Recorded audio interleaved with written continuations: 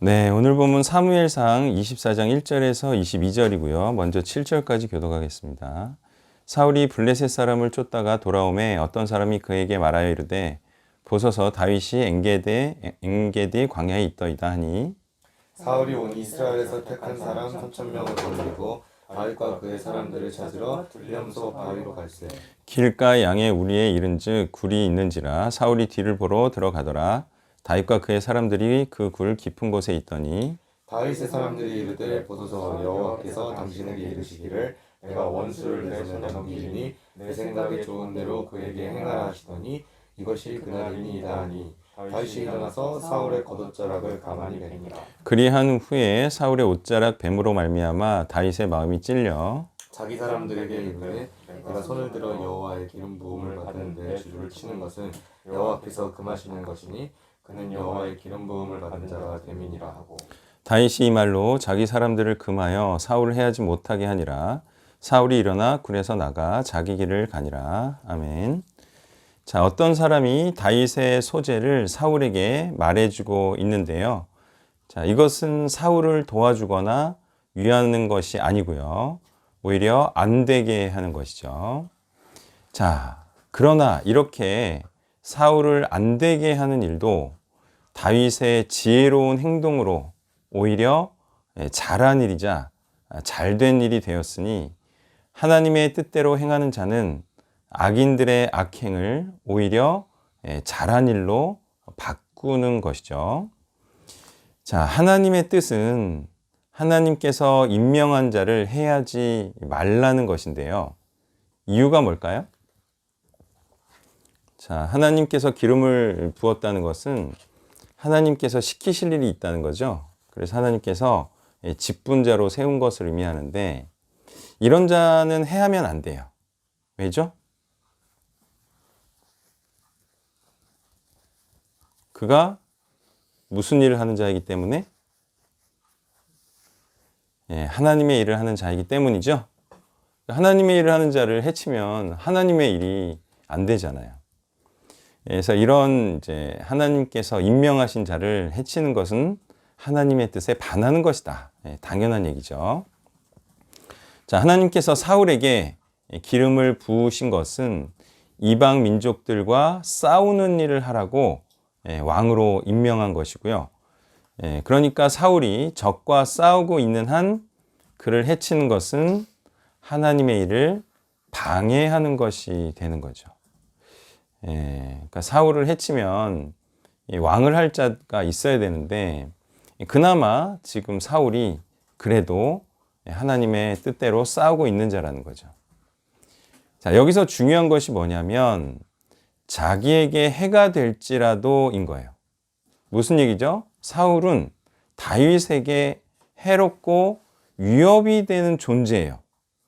그렇지만 중요한 것은 하나님의 입장에서는 아직 쓸데가 있는 존재라는 거죠. 사람들이 다 자기 입장에서 사람을 판단하고 정죄하곤 하는데요. 하나님께서 사용하는 자인지 아닌지로 판단하는 자가 하나님의 입장에서 또 하나님의 관점에서 판단하는 자인 거죠. 사람들이요, 자기한테 해롭다고 해서 사람을 비난하고 해롭게 하는데 그렇게 생각하면 안 된다는 거예요. 하나님께 필요하면 해치면 안 되는 거죠. 8절부터 15절까지 교독합니다. 그 후에 다윗도 일어나 굴에서 나가 사울의 뒤에서 외쳐 이르되 내 주 왕이여 하매 사울이 돌아보는지라 다윗이 땅에 엎드려 절하고 다윗이 사울에게 이르되 보소서 다윗이 왕을 해하려 한다고 하는 사람들의 말을 왕은 어찌하여 들으시나이까. 오늘 여호와께서 굴에서 왕을 내 손에 넘기신 것을 왕이 아셨을 것이니이다. 어떤 사람이 나를 권하여 왕을 죽이라 하였으나 내가 왕을 아껴 말하기를 나는 내 손을 들어 내 주를 해하지 아니하리니 그는 여호와의 기름 부음을 받은 자이기 때문이라 하였나이다. 내 아버지여 보소서 내 손에 있는 왕의 옷자락을 보소서 내가 왕을 죽이지 아니하고 겉옷자락만 베었은즉 내 손에 악이나 죄가가 없는 줄로 오늘 아실지니이다. 왕은 내 생명을 찾아 해하려 하시나 나는 왕에게 범죄한 일이 없나이다. 여호와께서는 나와 왕 사이를 판단하사 여호와께서 나를 위하여 왕에게 보복하시려니와 내 손으로는 왕을 해야지 않겠나이다. 옛 속담에 말하기를 악은 악인에게서는 안다 하였으니 내 손이 왕을 하지 아니하리이다. 이스라엘 왕이 누구를 따라 나왔으며 누구의 뒤를 쫓나이까? 죽은 개나 벼룩을 쫓음이니이다. 그런즉 여호와께서 재판장이 되어 나와 왕 사이에 심판하사 나의 사정을 살펴 억울함을 풀어주시고 나를 왕의 손에서 건지시기를 원하나이다. 아멘.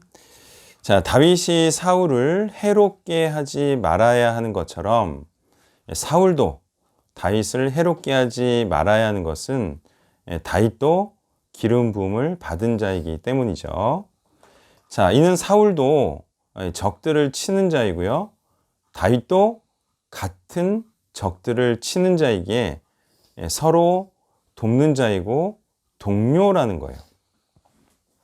자, 이렇게 서로 하나님의 일을 하는 그런 사람을 치는 것이 형제이자 동역자를 치는 것으로 하나님께서는 이런 일을 죄로 여기셔서 반드시 문책하실 것입니다. 왜냐면요, 이런 현상이 일어나는 이유는 딱 하나예요. 그것은 하나님보다 자신을 더 사랑하는 거죠. 하나님을 더 사랑한다면 하나님의 나라를 위할 것이고 하나님의 나라의 적이 되는 자를 치는 일은 바로 하나님을 더 사랑하지 않고 자기한테 해가 된다고 해서 상대방을 동역자를 치는 거예요.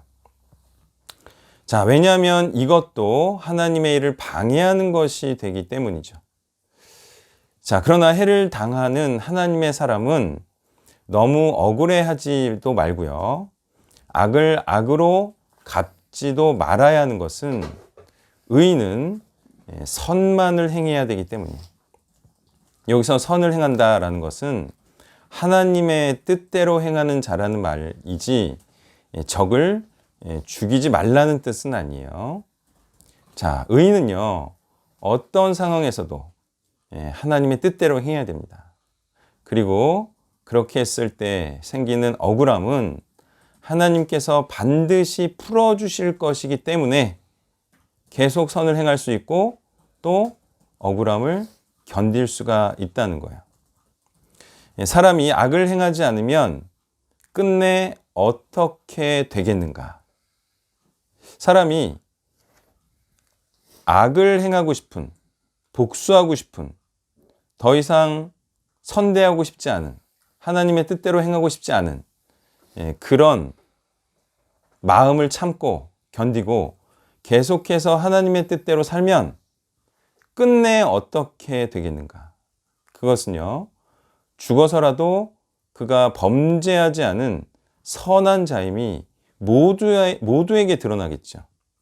그렇게 되면 하나님께 칭찬을 받고 또한 오해하거나 시기한 자들이 오히려 부끄럽게 되는 일이 반드시 발생하겠죠. 그러니까 계속 선을 행하는 거예요. 나중에 그렇게 했음이 온 천하에 드러나고 또한 하나님께 칭찬을 받을 거기 때문에 그렇죠. 그러니 남이 어떻게 대하든 자신이 하는 일과 행동에 집중하는 자가 지혜로운 자이고요. 하나님께서 해결해 주실 것을 믿는 자인 거죠. 어쨌든 하나님의 뜻대로 계속 행해야 되지 않겠습니까? 16절에서 22절을 교독합니다. 다윗이 사울에게 이같이 말하기를 마침에 사울이 이르되 내 아들 다윗아 이것이 내 목소리냐 하고 소리를 높여 울며 다윗에게 이르니 난 너를 학대하되 너는 나를 선대하니 너는 나보다 의롭도다. 내가 나 선대한 것을 오늘 나타냈나니 여호와께서 나를 내 손에 넘기셨으나 내가 나를 죽이지 아니하였도다. 사람이 그의 원수를 만나면 그를 평안히 가게 하겠느냐. 네가 오늘 내게 행한 일로 말미암아 여호와께서 내게 선으로 갚으시기를 원하노라.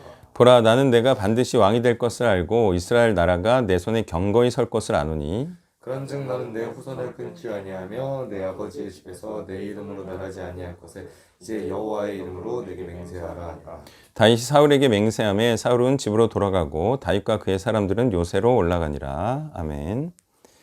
자, 악을 선으로 갚았더니 회개하는 일이 일어났다. 자, 그런데 이런 일을 기대할 수 있는 자는 사울처럼 정신이 그래도 왔다 갔다 하는 자에게나 기대를 할 수 있는 것이고요. 그나마 사울은 다시 다윗을 죽이려 해요. 나중에 가면. 그러니까 이 회개도 진정한 회개가 아니었던 거죠. 자, 로마서 12장 20절과 21절을 보면요. 내 원수가 줄이거든 먹이고 목마르거든 마시게 하라. 그리함으로 내가 숯불을 그 머리에 쌓아 놓으리라. 악에게 지지 말고 선으로 악을 이기라. 자, 이 말씀도 실효성이 있어야 하는 거죠. 예. 그냥 이 행위 자체에 의미가 있는 게 아니고 이 행위를 하는 의도가 있다는 것인데 그 의도대로 돼야지 원수한테 선대한 것이 의미가 있는 거라는 거죠. 예, 실효성이 없으면 돈만 축내고 악인에게 하나님의 진노만 더 쌓이게 하는 선이면 아무 의미가 없는 선행이 되고 마는 거죠. 그러니까 이 말씀이요. 악의 원수를 선대하면 원수에게 더 진노가 임하게 한다. 이런 뜻이 아니에요. 이거는 회개를 위한 거죠. 예, 그 사람을 부끄럽게 해서 회개에 이르게 하기 위한 선대함인데 회개를 안 해. 그러면 이런 원수에게 잘해주는 게 무슨 의미가 있냐 이거예요.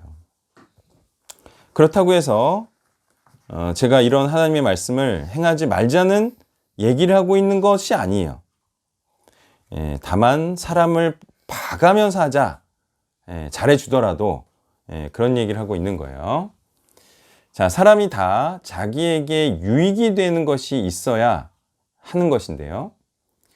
예, 원수가 선대함을 받아서 공격하지 않게 하기 위해서나 또는 회개함으로 하나님께 쓰임받는 자가 되게 하기 위해서나 또는 적어도 활용되게 하기 위해서 선을 베푸는 것인데요. 이런 전환율을 생각하면서 선을 베풀어야 하는 거죠. 그러니까 저만큼 이렇게 사람들에게 베푸는 사람도 쉽게 찾아볼 수 없겠는데요. 이렇게 베풀어 보면 은혜를 원수로 갚는 자도 있고요. 밥을 사줘도 요즘은 고마운 줄도 모르고요. 원래부터 은혜를 갚는 자들은 적었던 거죠. 그래도 베풀기는 해야겠지만 분별 없이 베푸는 퍼주기식은 하지 말자는 거예요. 자, 혹시 여기에서 자신을 해하려는 자를 선대한 적이 있었나요? 그런 기회가 있었나요?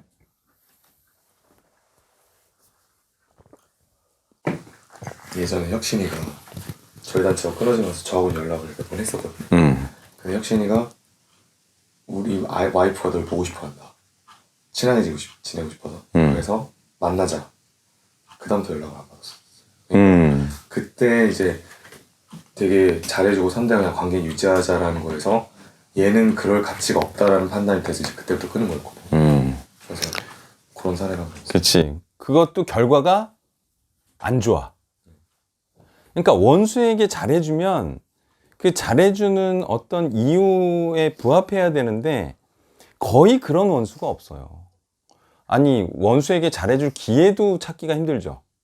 원수랑 만날 일이 별로 없으니까. 원수도 안 만나려고 하고. 자, 그러면 어떤 사람에게 잘해준 적이 있어요?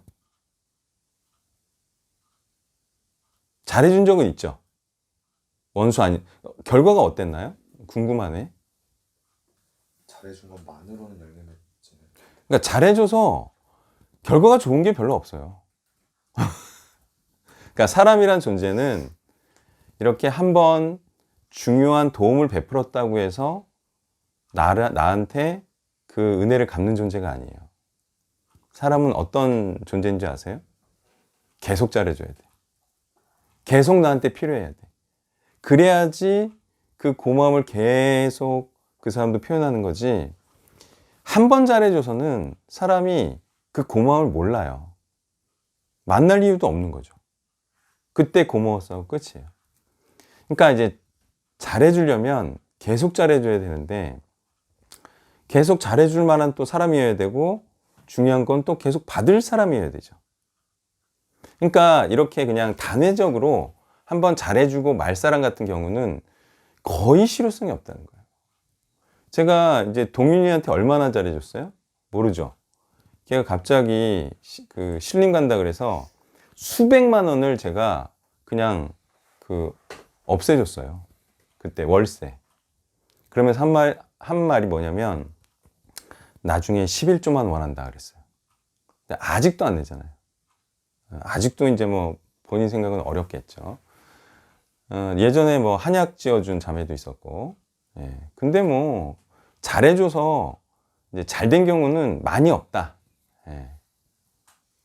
그런데 또 중요한 게 뭔지 아세요? 그렇게 잘해줘서 오히려 돈만 축내고 결과물이 없었어요.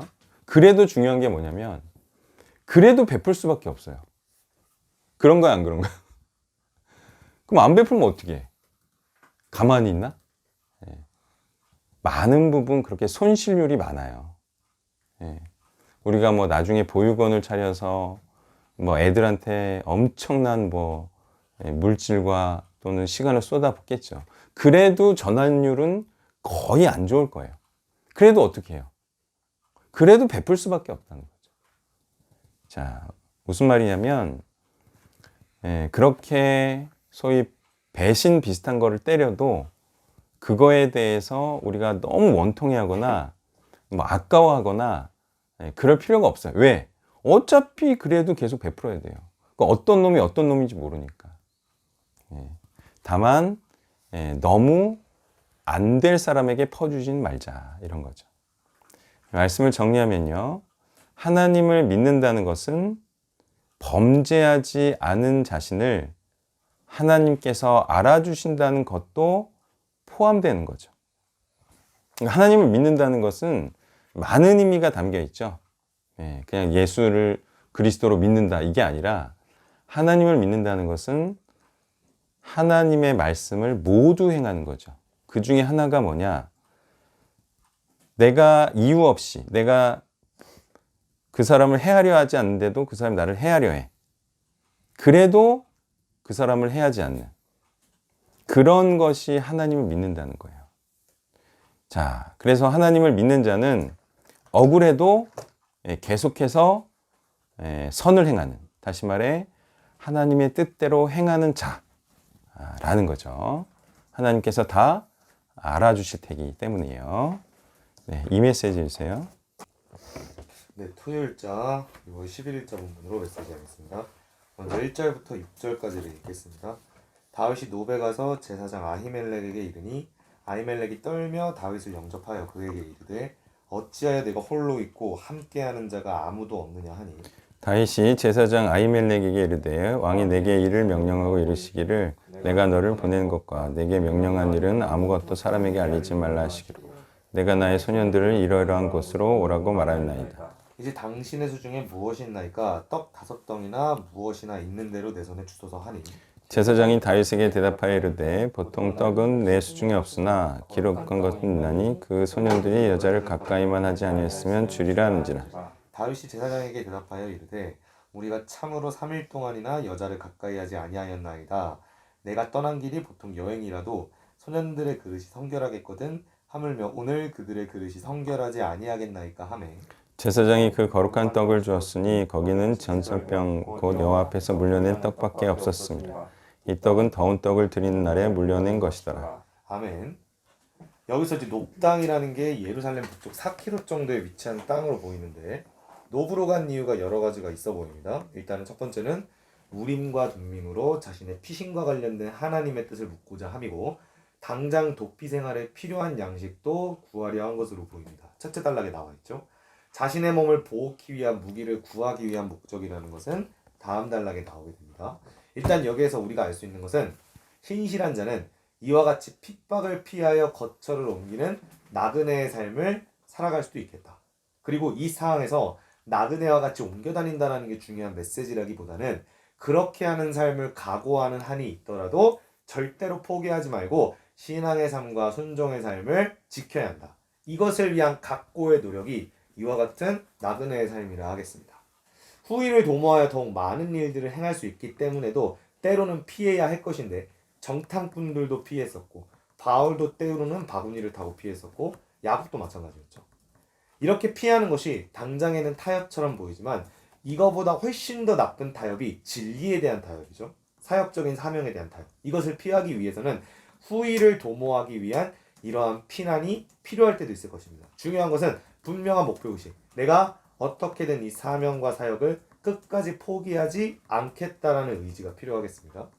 이 다윗을 돕는 자로서 아히멜렉이 등장을 하는데 엘리 제사장의 증손, 즉 엘리의 아들인 비느하스의 손자로 사울 당시의 대제사장이었던 아히야와 동일 인물일 것으로 추정된다라는 의견이 있습니다. 그런데 어쨌든 이 아히야라는 인물이 만약 그렇다면 앞서 저희가 봤던 것처럼 약간 유약하고 신앙적으로 그렇게 믿을 만한 인물이 아니었죠. 근데 1절에서 보니까 다윗을 떨면서 영접합니다. 여기에서 왜 아히멜렉이 다윗을 영접할 때 떨었을까?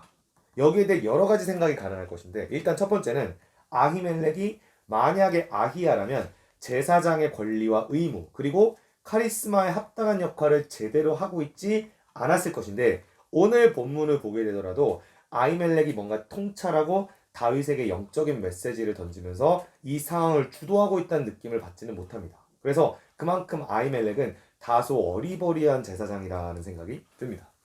이렇게 아히멜렉이 본인의 역할을 제대로 못하고 있는 상황은 사울이 도를 지나쳐서 왕권을 남용하고 있기 때문이었을 것이다 라는 생각도 가능한데요. 그래서 결론적인 것은 무엇이냐면 여기에서 제사장 아히멜렉이 다윗을 도운 것은 마치 요나단과 다윗이 서로를 생명과 같이 여기는 동역자의 관계로 도운 것과는 다소 다르게 여기에선 약간 어쩌다 보니까 다윗을 섬기게 된 사례라 할 수 있습니다. 그러면 이러한 사례가 저에게 어떠한 교훈을 주는 것이냐? 하나님께서는 이렇게 해서라도 보호하신다는 것이죠.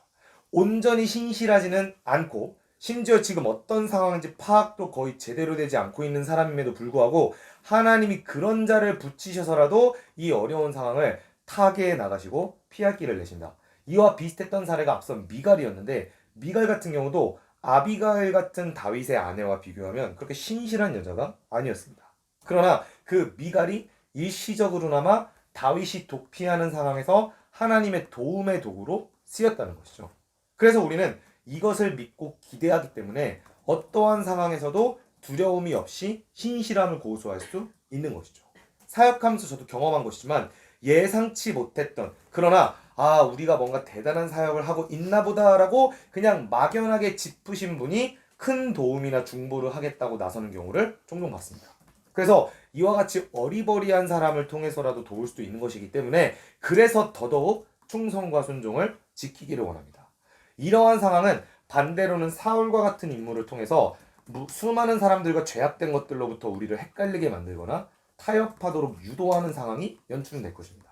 그런데 그 상황도 이겨내야만 하는 것인데 우리가 사울과 같은 악한 자들 또는 블레셋과 같은 자들을 통해서 핍박을 당하고 헷갈리게 만드는 상황만 묵상하게 되면 사실은 두려워서 피하고 싶을 겁니다. 그런데 반대로 이러한 도움, 이러한 지지, 이러한 후원을 하나님께서 마련하시고 또 우리가 생각하지 못한 주변의 사람들 가운데 돕고 함께하는 사람들이 반드시 생긴다는 것이죠.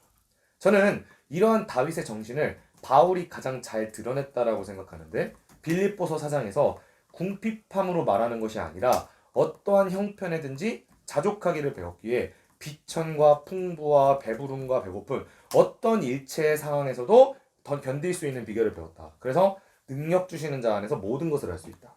다윗은 이제 이 높당으로의 피난을 시작으로 본격적인 방랑과 유랑의 삶을 살게 될 것인데 이러한 상황은 위협과 유혹의 상황을 동반하게 될 겁니다. 그러나 그럼에도 불구하고 이걸 이겨내는 게 숙명인 것이죠. 우리가 처해 있는 방랑과 유랑과 박해의 삶을 묵상할 것이 아니라 그럼에도 불구하고 어떻게든 왕으로서 전쟁하고 충성하고 이스라엘을 다스리고자 하는 사명을 지킬 때에 반드시 피할 길을 내시고 하나님이 인도하실 것에 대한 믿음을 가져야 합니다. 한편 다윗이 아히멜렉에게 3절에서 요구하죠.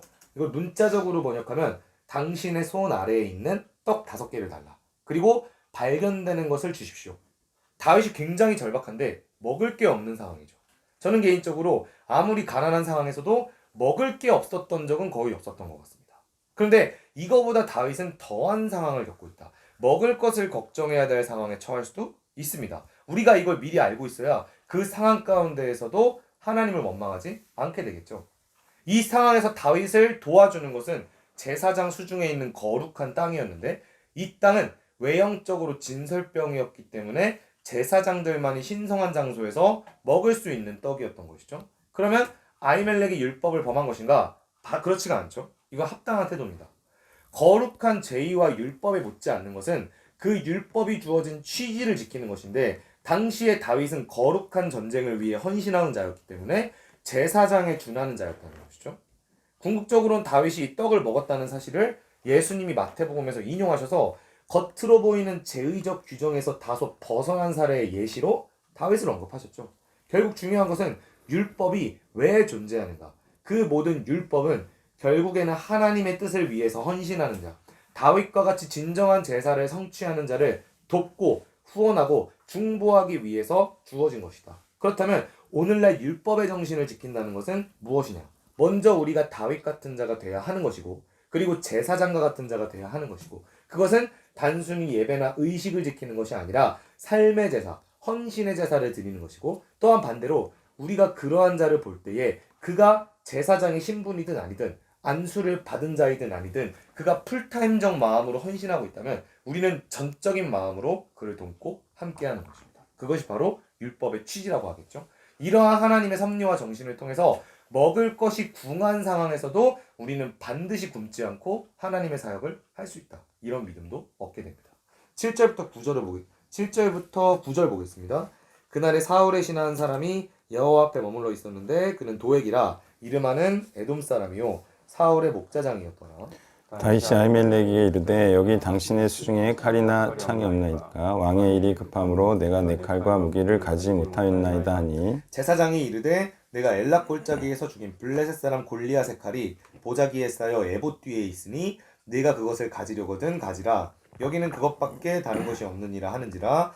다윗이 이르되 그 같은 것이 또 없나니 내게 주소서 하더라. 아멘. 7절에서 도액이 등장하는데 도액이 여호와 앞에 머물러 있었다고 하죠. 성막에 일정 기간 머문 것은 아마도 정결례식이나 제사를 행하기 위함이었던 것으로 보입니다. 그리고 당시의 제사장이 아히멜렉이었기 때문에 도액이 성소에 머르면서 다윗과 아히멜렉의 거래를 충분히 목격할 수 있었을 것입니다. 근데 도액이 여기에서 결국에는 다윗의 위치를 사울에게 고발하는 역할을 하게 되는 것이죠. 그러니까 여기에 7절에서 여호와 앞에 머물러 있다란 말은 굉장히 반어적인 어법인데 사실 도액은 여호와의 겉으로 보이는 경건을 행하러 간 것이지만 결국에 다윗이라는 신실한 사람을 위기에 빠뜨림으로써 결론적으로는 거짓을 사랑하는 자로 판명나게 됩니다. 이거에 대한 증거가 시편 52편인데 시편 52편이 다윗이 이러한 상황을 겪고 나서 썼던 시편이라고 제목에 써 있습니다. 여기에서 도액을 두고 하는 말이 네가 선보다 악을 사랑하며 의를 말함보다 거짓을 사랑한다 라고 칭하는 것이죠. 그런데 사실 도액은 다윗이 있었던 곳을 사실 그대로 사울에게 밀고 했으니까 세상의 개념으로 볼 때는 거짓이 아니라 진실한 자였습니다. 그러나 성경은 이 사실 여부에 충실한 것을 거짓의 여부를 결정하는 이유로 쓰지 않고 하나님의 사람에 대해서 어떻게 행동하는가를 가지고 거짓과 진실함을 판단하고 있다는 것이죠. 결국에 성경이 말하는 거짓은 하나님의 사람 그리고 하나님의 나라의 확장을 도모하는 그 하나님의 사역에 대해서 어떠한 태도를 취하고 있느냐의 여부로 결정된다는 것이죠. 아히멜렉이 다윗이 무기를 요구함에 따라서 골리앗을 죽인 칼을 내어줍니다. 여기에서 짧게 느꼈던 것은 다윗이 앞서 싸우고 버텨왔던 역사가 있었기 때문에 그래도 아히멜렉이 무기를 내줄 수 있었겠구나. 이것 때문에 다윗이 리스펙트를 받았겠구나. 저희가 사역하고 싸워가는 것이 쌓여갈수록 이 역사로 인해서 저희를 돕고 무기를 내주는 자들이 생길 것입니다. 이와 같이 진설병도 받고 무기를 받고 이를 통해서 더욱더 거룩한 사명을 행하며 구원의 일을 끝까지 행할 자로 증명을 받게 되는 것이죠. 이제 오늘날 저희가 가져야 되는 무기는 무엇입니까? 구원의 투구, 성령의 검, 하나님의 말씀입니다.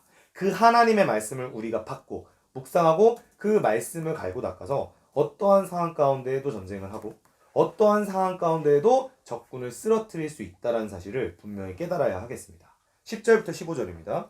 그날에 다윗이 사울을 두려워하여 일어나 도망하여 가드 왕 아기스에게로 가니 아기스의 스나들이 아기스에게 말하되 이는 그 땅의 왕 다윗이 아닙니까? 우리가 춤추며 이 사람의 예를 노래하여 이르되 사울이 죽인 자는 천천히요 다윗은 만만히로다 하지 아니하겠나이까 한지라. 다윗이 이 말을 그의 마음에 두고 가드 왕 아기스를 심히 두려워하여 그들 앞에서 그의 행동을 변하여 미친 체하고 대문짝에 그적거리며 침을 수염에 흘리매 아기스가 그의 신하에게 이르되 너희도 보거니와 이 사람이 미치광이로다 어찌하여 그를 내게로 데려왔느냐.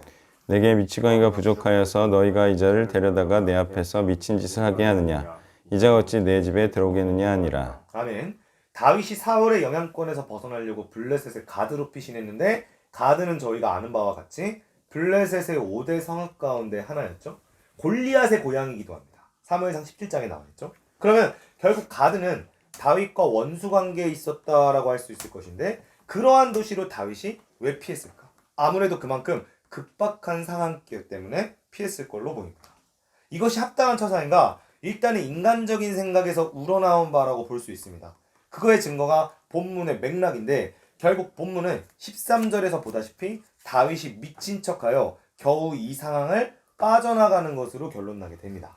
실제로 이 다윗이 이렇게 미친 척을 하게 될 때 아기스 왕이 이거에 대해서 혀를 차면서 이자를 데려다가 왜 내 앞에서 미친 짓을 하게 하느냐라고 이야기하지 않습니까? 사실 저희가 생각할 때는 오히려 다니엘과 같이 대제국의 느부갓네살이 다니엘의 언행을 통해 하나님을 깨닫고 꿈을 꾸고 그걸 해몽받는 상황이 사실은 다윗이 처해야 되는 상황인데 그것이 아니라 반대로 세상의 권세자가 볼 때에도 안쓰러워 보이는 상황에 처하게 된 것이죠. 비슷했던 사례가 아브라함이 애굽으로 피했던 사례인데 그때도 자신의 아내를 누이로 거짓말을 쳤다가 결국 하나님이 그래도 긍휼을 베푸셔서 겨우 빠져나오는 상황에 이르게 되었다는 것입니다. 다윗이 이러한 상황 가운데 깨닫게 된 메시지는 시편 118편에 잘 표현되어 있는데 시편 118편도 제목이 붙어 있습니다. 그가 아비멜렉 밑에서 미친 척하고 빠져나온 이유에 지은 시편이다. 그때 다윗은 이렇게 얘기합니다. 여호와께 피하는 것이 사람을 신뢰하는 것보다 나으며 여호와께 피하는 것이 고관들을 신뢰하는 것보다 낫도다. 결국 다윗은 깨달은 것이죠. 이렇게 사람이나 힘이 있는 자 실세에게 찾아가 의지하는 것은 결국 그가 하나님의 뜻에 반하는 자였기 때문에 하나님이 원하는 방법이 아니다. 그나마 하나님이 긍휼을 베푸셔서 다윗이 미친 척이라도 해서 블레셋에서 떠날 수 있는 기회라도 주셨으니 다행이지 만약에 다윗이 여기에서 이 블레셋 밑에서 완전히 복속되었다면 이후에 이스라엘의 역사는 없었겠죠. 우리가 오도 가도 못하는 상황이나 잠깐의 위기 상황 가운데 다윗과 같은 판단을 할 수도 있습니다. 사역을 하다가 어렵다 보니까 결국에 힘이 있는 자들 또는 세상의 권세와 능력과 소유를 많이 가진 사람들에게 가서 의지하고 싶은 마음이 드는 것이죠. 그런데 그 사람이 하나님 말씀에 합한 자인지에 대해서는 판단을 하지 않습니다. 왜? 일단 그 사람에게 의지하는 게 피할 길이라고 생각을 하기 때문이죠. 그러나 결국 그렇지 않다. 우리가 바로 다음 본문에서 결국 다윗이 수많은 사람들을 모으고 하나님께서 유다로 가라는 말씀을 받게 된 것도 아둘람 굴에서 그걸 얻게 됩니다. 그러면 그 당시에는 블레셋이 아니라 오히려 광야와 같아 보이고 하나님과 그의 말씀 외에는 의지할 것이 아무것도 없는 그 아둘람 굴이 진짜 하나님께 피난하는 성경적인 방법이었다는 것이죠.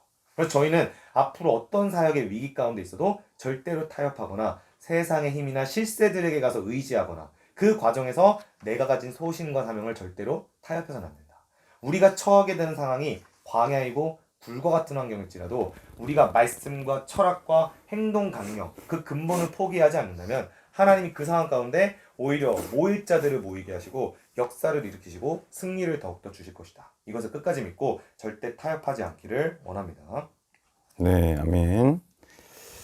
자, 이제 다윗이 갈 곳 없는 막막함으로 생각해낸 것은 사무엘을 찾아갔던 때와 같이 그래도 하나님을 찾아간 거죠. 하나님이 계신 곳으로 숨었다. 피난처로 삼은 거예요. 그런데 이제 그곳에는 또 하나님이 있다라고 보기가 좀 애매하죠. 좀 제사장이 좀 애매해서 어쨌든 갈 곳과 살 길을 항상 다윗은 이런 식으로 찾았어요. 하나님의 사람이 있는 곳. 뭐 우리도 뭐 자연스럽게 좀 어려운 일이 닥치면 뭐 교회를 찾는 뭐 비슷한 이치인 것 같아요. 자, 그런데 이제 다윗은 갈 곳 없는 그런 신세이고 또 막막한 상황이었지만 항상 보면 갈 곳과 살 길이 열리나요? 이유는 그가 의를 행했기 때문에 받는 고난이기 때문이에요. 그래서 이렇게 의를 행하는 자는 당연히 하나님께서 갈 곳과 살 길을 열어주시겠죠. 문제는 고생은 해야 된다는 거예요. 단 고생만 하면 언제나 의인은 갈 곳과 살 길이 열립니다. 그곳이 비록 죽는 길이라 할지라도 사는 길이 열린다는 거예요. 자, 그 다음에 이제 떨며 영접했다. 이거는 성경이 뭘 말하려는 것 같아요? 왜 떨며 영접하죠? 다윗 혼자 왔는데? 이건 뭘 말하려는 거예요, 성경이? 그만큼 죽이려 한다라는 걸 강조하려고. 강조하려고라기보다는 아히멜렉이 사울이 다윗을 죽이려는 것을 알고 있었다, 못 알고 있었다? 알고 있었던 거예요. 알고 있었다라고 표현을 하는 거예요. 그게 아니면 왜 떨어요? 반기지. 그거 아니고는 이유가 없어요. 아니면 뭐 오타든가. 다윗을 만나서 떨만한 이유는 하나밖에 없어요. 사울이 노리고 있는 자가 자기한테 왔어. 그 얼굴을 보는 순간 어쩌지? 이랬을 거예요. 자, 그런데 이때 다윗이 무슨 말을 해줘요? 아히멜렉이 받아줘도 되는 이유를 던져주죠. 그래서 그것을 또 아히멜렉이 그렇게 믿어주는 척하면서 영접을 하는 거예요. 이게 왕궁에서 일어난 일이잖아요. 왕궁에서 일어난 일을 제사장이 모를 수가 있나요? 거기 있는 사람들이 왕국 사람, 궁정이라 그러죠? 궁 안에 있는 사람들이 다 알아요. 근데 이거를 제사장이 모를 수가 있나요? 저는 이제 모를 가능성은 1%, 알 가능성은 99%. 우리가 뭐 저기 정치 뭐 이렇게 보면은 뭐 다 아는 거지. 관심사가 그건데. 자, 그런데 이런 아히멜렉의 모습에서 우리는 뭘 느낄 수가 있어요? 아히멜렉은 누굴 두려워한다? 누굴 두려워하는 것 같아요? 사울을 두려워하는 거죠.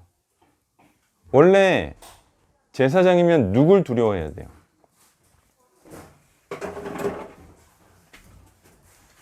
원래 하나님의 사람은 누굴 두려워해야 되죠?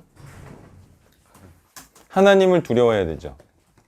그럼 하나님 앞에 합당하게 행하려면 다윗을 반겨주고 영접하고 환영하면서 그에게 대놓고 잘해줘야 되지 않나요? 근데 속아주는 척하면서 잘해주는 이런 모습에서 이거는 너무 사무엘은 이렇게 안 했을 것 같지 않아요? 어때요? 사무엘이라면 다윗이 왔을 때 떨었나요? 아니면 사울이 자기도 이제 해칠까봐 은근히 하나님 앞에 당당히 하나님의 뜻대로 행하는 그런 모습이었잖아요, 사무엘은. 근데 아히멜렉은 사울을 두려워하는 모습을 보인다 이거예요. 그래서 이제 뭐 나중에 뭐 이렇게 변명도 하고 그러지만 어쨌든 담대하게 하나님의 뜻대로 행하는 모습은 아니다. 자, 그 다음에 이제 거룩한 떡이 나와요. 자, 거룩한 떡은 왜 거룩한 떡이죠?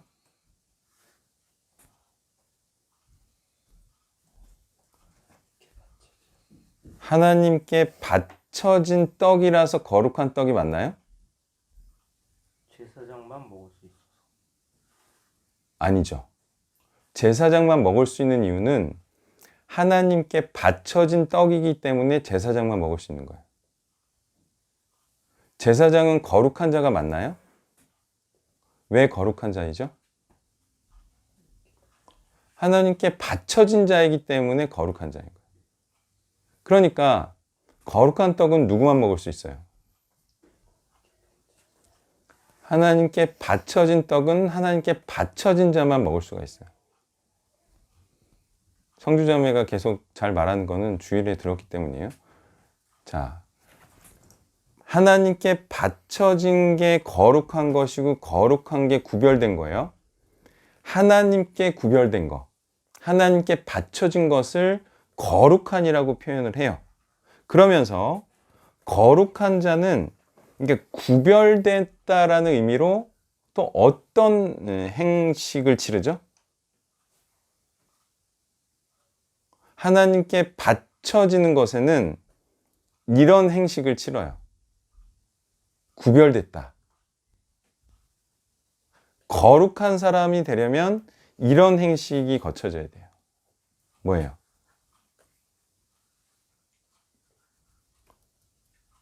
원래 제사장이나 왕이나 선지자는 어떤 행식을 거쳐서 하나님께 바쳐진 자가 되죠? 기름 부음이죠. 성별돼야죠. 그걸로 구별된 자가 되잖아요. 그러니까 성령이 부어졌다는 것은, 이제 기름이 부어졌다는 것은 하나님께 바쳐진 자가 됐다는 거예요. 그러면서 이 5절에 보면 이 거룩한 떡은 성결한 자만 먹을 수 있다고 나오죠. 그러면 성결하다, 깨끗하다라는 것은 또 무슨 뜻이에요? 거룩한이랑 같은 뜻이죠. 성결한이라는 것도 어떤 사람이 깨끗한 사람이라는 거예요? 거룩한이 무슨 뜻이라 그랬죠? 하나님께 바쳐진 자만 성결한 자라는 거예요. 왜? 거룩할 성이잖아요. 깨끗할 결이고. 거룩하려면, 깨끗하려면 하나님의 뜻대로 온전히 살아야 된다는 거죠. 자, 이 성결하다는 것은 성스럽다하고도 같은 거죠. 뭐 성스럽다가 거룩하니까.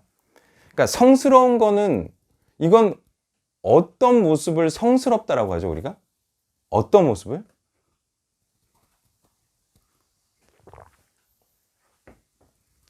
거룩스럽다. 근데 이게 성스러워. 여기서 말하는 성스럽다는 어떤 거를 말하는 거예요? 아, 성스러워. 어떤 느낌인 것 같아요? 성스럽다. 아, 거룩하다. 거룩. 존귀하신 주여. 이른 아침 우리 주를 찬송. 그러니까 성스럽다가 어떤 느낌인 것 같아요? 답을 말씀하시면 느낌. 이렇게 말도 예쁘게 하고. 아니지. 하나님을 닮은이란 뜻이지. 일반적으로 그렇게 생각한다. 그러니까 이 성스럽다라고 우리가 표현을 할 때 어떤 경우에 성스럽다라고 하냐면, 아, 하나님을 닮았다. 이때 성스럽다라고 한다고요. 예? 예. 집에 가서 한번 생각해 보세요.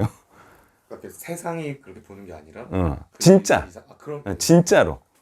우리가 거룩하다, 성스럽다 할 때 뭐 거룩하신 하나님의 임재, 하나님 같다, 하나님이 임재하셨다, 하나님을 닮았다, 이럴 때 성스럽다 이렇게 하잖아요. 실제로 쓸 때. 그러면 하나님을 닮았다라는 게 무슨 뜻이에요? 그게 바로 하나님께 바쳐져서 하나님의 뜻대로 사는 거죠. 하나님의 뜻대로 사는 게 죄가 없는 삶이고, 하나님의 말씀을 온전히 지키는 삶이 나를 위해서 살지 않는 죄 없는 삶인 것이고, 자아 숭배가 전혀 없는 거죠. 하나님 숭배만 하는 거죠.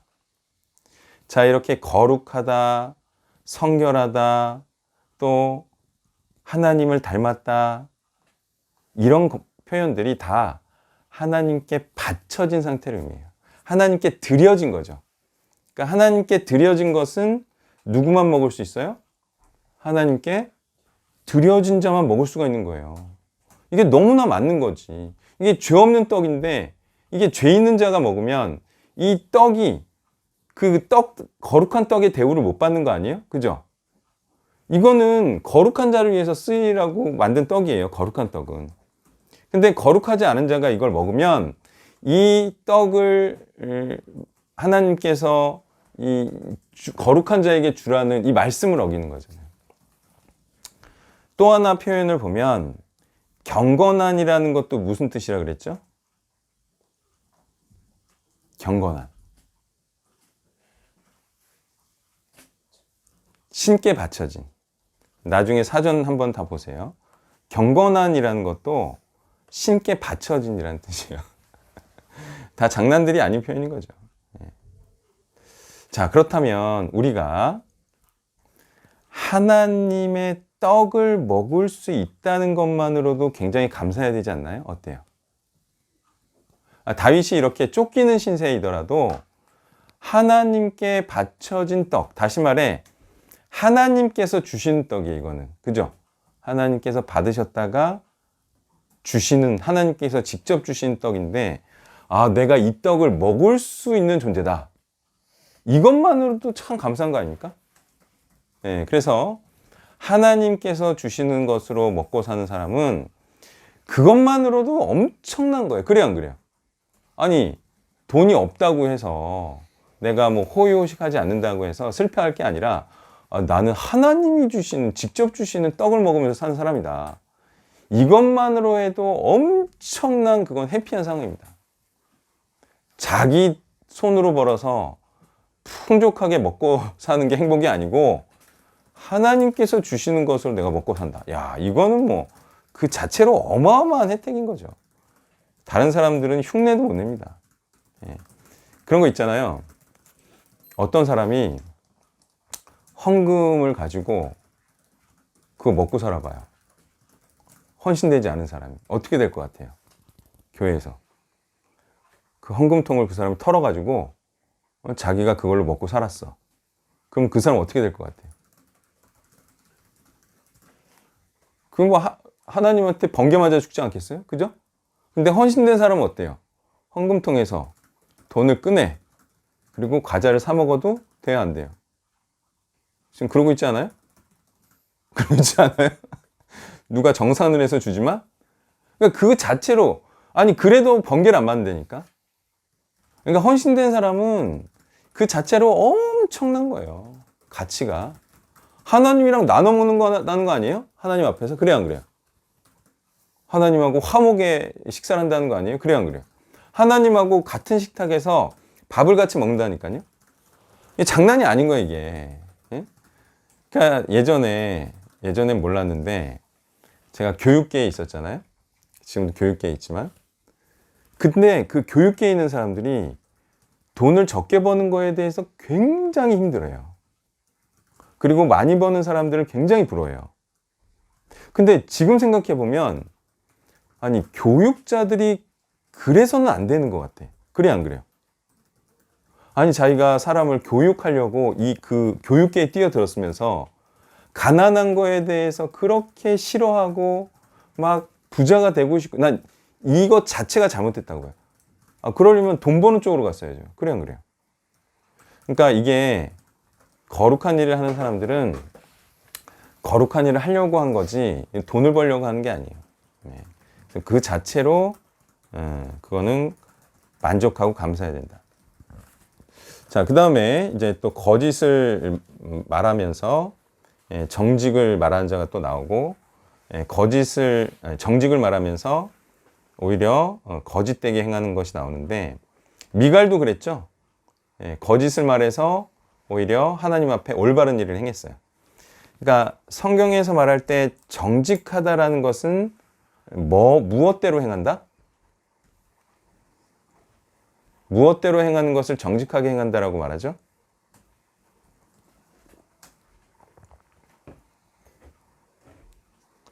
성경은 사실과 부합하게 말하고 말하지 않고를 정직과 거짓이라고 말하지 않아요. 그럼 무슨 기준으로 정직과 거짓을 나누는 것 같아요?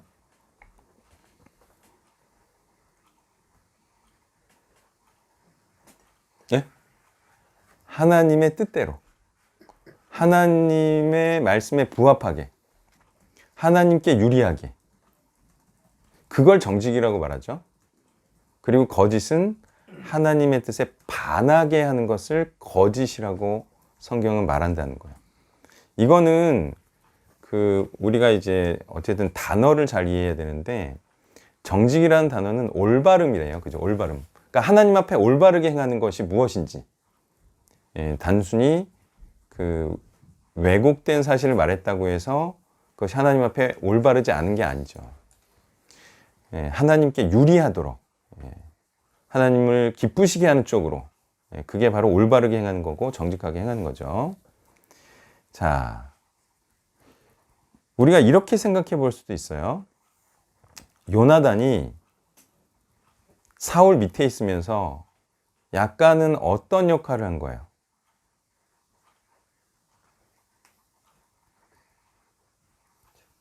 다윗의 편에 서서 다윗의 정보는 여기 노출 안 시키고 이쪽의 정보를 다윗에게 노출하죠. 이런 활동을 무슨 활동이라고 그러죠? 네, 간첩 활동이라고 그러죠. 이게 일중 간첩이죠. 네, 간첩 활동이에요. 심지어는 하나님의 나라 입장에서 간첩 활동을 해도 정직한 활동이고 올바른 활동인가요? 그렇죠. 그러니까 이게 뭐 애들 교육할 때 야 거짓말하지 말라 이거는 이해가 되지만 다 큰 어른들은 다 이런 거 세상 다 알고 사실 거짓말을 말하는 것이 더 올바른 경우가 있잖아요. 사실대로 다 말하지 않는 게 오히려 좋은 경우도 많고 괜히 알아서 나쁜 경우도 있고 그런 거 다 이렇게 판단하는 건데 이게 왜 자꾸 도덕적인 것 쪽으로 가냐면 너무 교회 사람들이 순진해. 네? 너무 순진해가지고 어떻게 정말 겉모술수를 어떻게 써야 되는지도 몰라. 그냥 순진에 빠졌어. 그 세상도 몰라. 그냥 아주 그냥 단순 무식한 거지. 이게 뱀처럼 지혜로운 게 없어요. 속고 속이는 전쟁인데 그런 것도 몰라. 그냥 나 몰라요. 나 순진하게 그냥 살다가 그냥 다 이렇게 죽을. 그러니까 이게 윤리도덕적으로 약간 안 좋은 느낌만 가면 다 이단으로 만들어버려. 왜? 자기는 그런 세계 안 가거든. 그렇게 아주 치열하게 살 생각이 없거든. 그냥 교회 온실에서 욕 하나도 안 들어먹고 상처 하나도 안 받고 상처 내지도 않고 그냥 아주 고고하게 그냥 온실 화초처럼 살다가 천국 가려고. 이게 치열한 정보전이라는 걸 몰라요. 이거 속고 속이는 거예요. 겉모술수도 난무하고.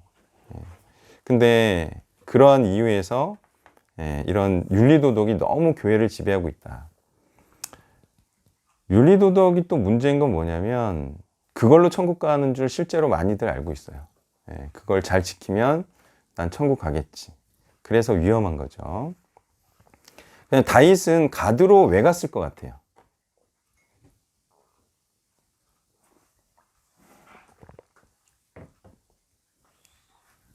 가드로 왜 갔을 것 같아요?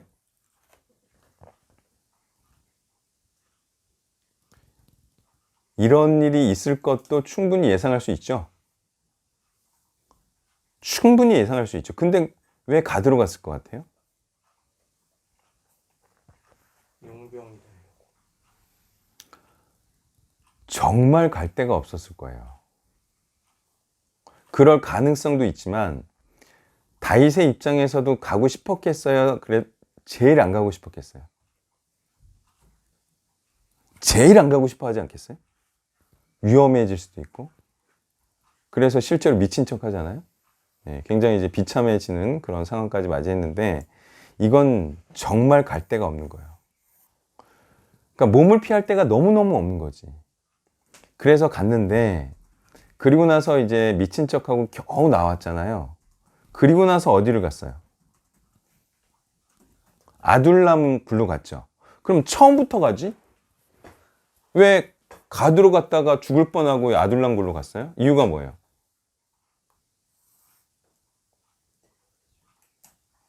생각이 안 난 거죠. 근데 블레셋 가드 갔다가 나와 보니까 거기에 이제 경계 지역에 굴이 있는 거예요. 거기는 사울이 그래도 블레셋 때문에 잘 못 오잖아요. 아, 그래서 여기가 좋겠다. 거기까지 생각이 이제 흘러간 거죠.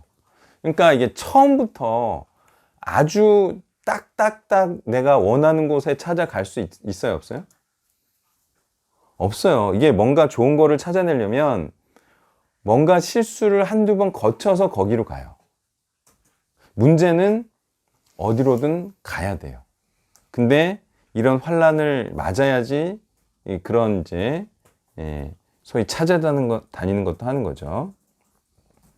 그러면 다윗은 모압에게로는 또 왜 갔어요?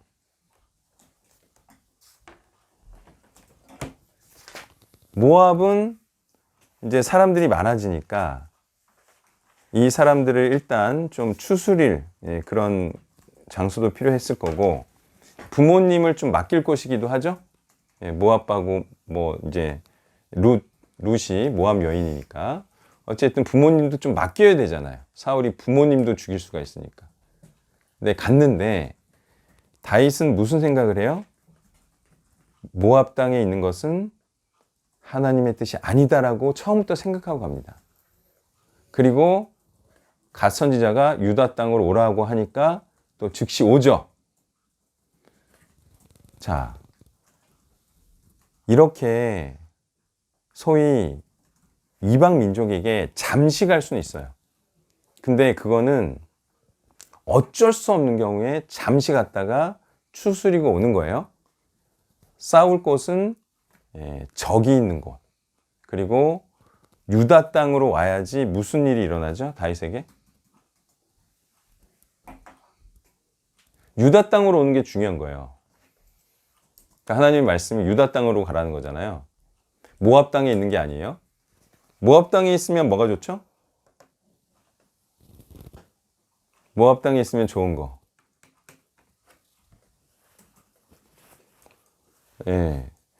눈치 보이지만 편하죠. 그리고 아무 일도 일어나지 않아요. 근데 유다 땅에 오면 핍박도 받고 힘들어요. 굉장히 먹고 사는 것부터 해서. 근데 무슨 일이 일어나요?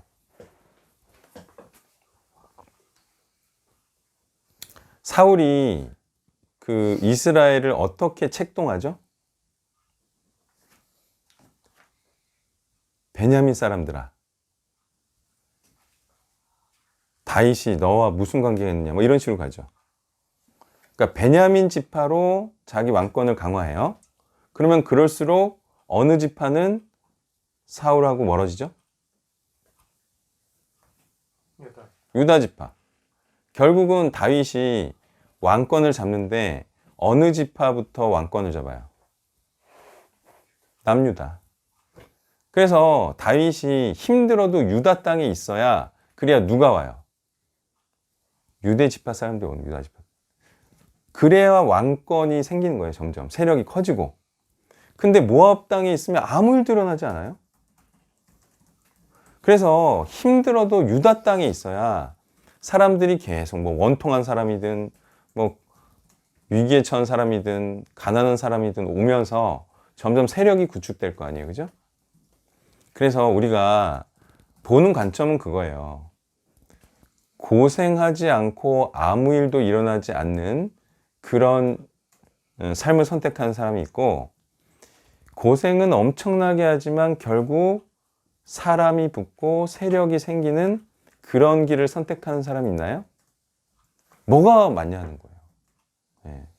항상 계속 살이 붙고 득이 되는 그런 삶을 살아야 돼요. 그래야 점점 세월이 흐를수록 살림도 피고 그리고 힘도 생기고 그런다는 거죠.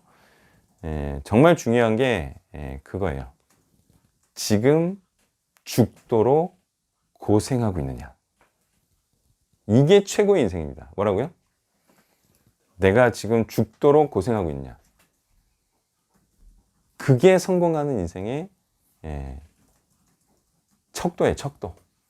내가 지금 편하게 살고 있다. 그건 이제 망해가는 삶이고, 내가 정말 죽을 힘을 향해 지금 이 난관을 헤쳐나가고 있다. 그러면 그거는 성공할 게 뻔한 인생인 거죠. 네, 발표를 시작해 주세요. 23장 19절부터 네. 23절까지입니다.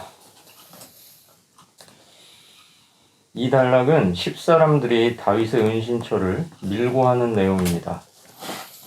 10이라는 지역은 유다 지파에 속한 곳이었으니 같은 지파인 다윗에게 해코지를 하는 셈이었죠. 게다가 10이라는 지역은 사울이 있는 기브아와는 꽤 먼 거리에 있었다고 주석가들은 풀이합니다. 도대체 10사람들은 왜 이러는 걸까요? 고자질에서 얻을 것이 무엇이라고? 아마도 이들은 제사장 아히멜렉이 다윗을 숨겨주고 도와주었다가 사울에게 큰 화를 당했던 사건을 들어서 알고 있었기에 두려운 나머지 그랬을 것으로 보입니다.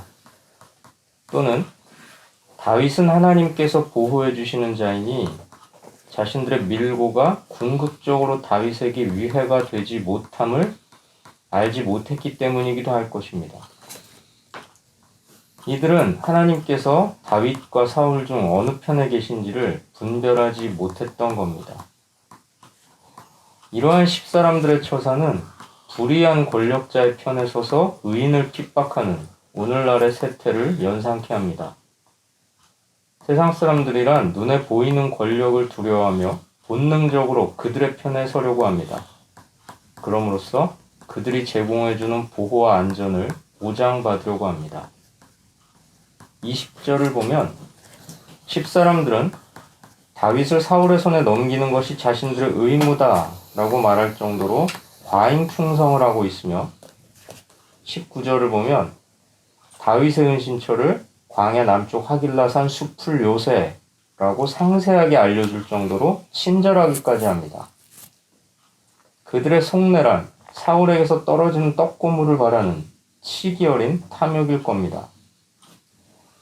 밀고를 접한 사울은 10사람들에게 가서 더 자세히 살펴서 그가 어디에 숨었으며 누가 거기서 그를 보았는지 알아보고 그가 숨어있는 모든 곳을 정탐하고 실상을 내게 보고하라며 상세한 지령을 내리기까지 합니다. 이러한 지시를 이해하기 위해 10사람들은 사울보다 앞서 고향으로 돌아가는데 아마도 이들의 발걸음은 당대의 권력자에게 인정받았다는 뿌듯함과 적절한 보상이 있을 거라는 기대감이 뒤섞인 묘한 흥분으로 들떴을 겁니다.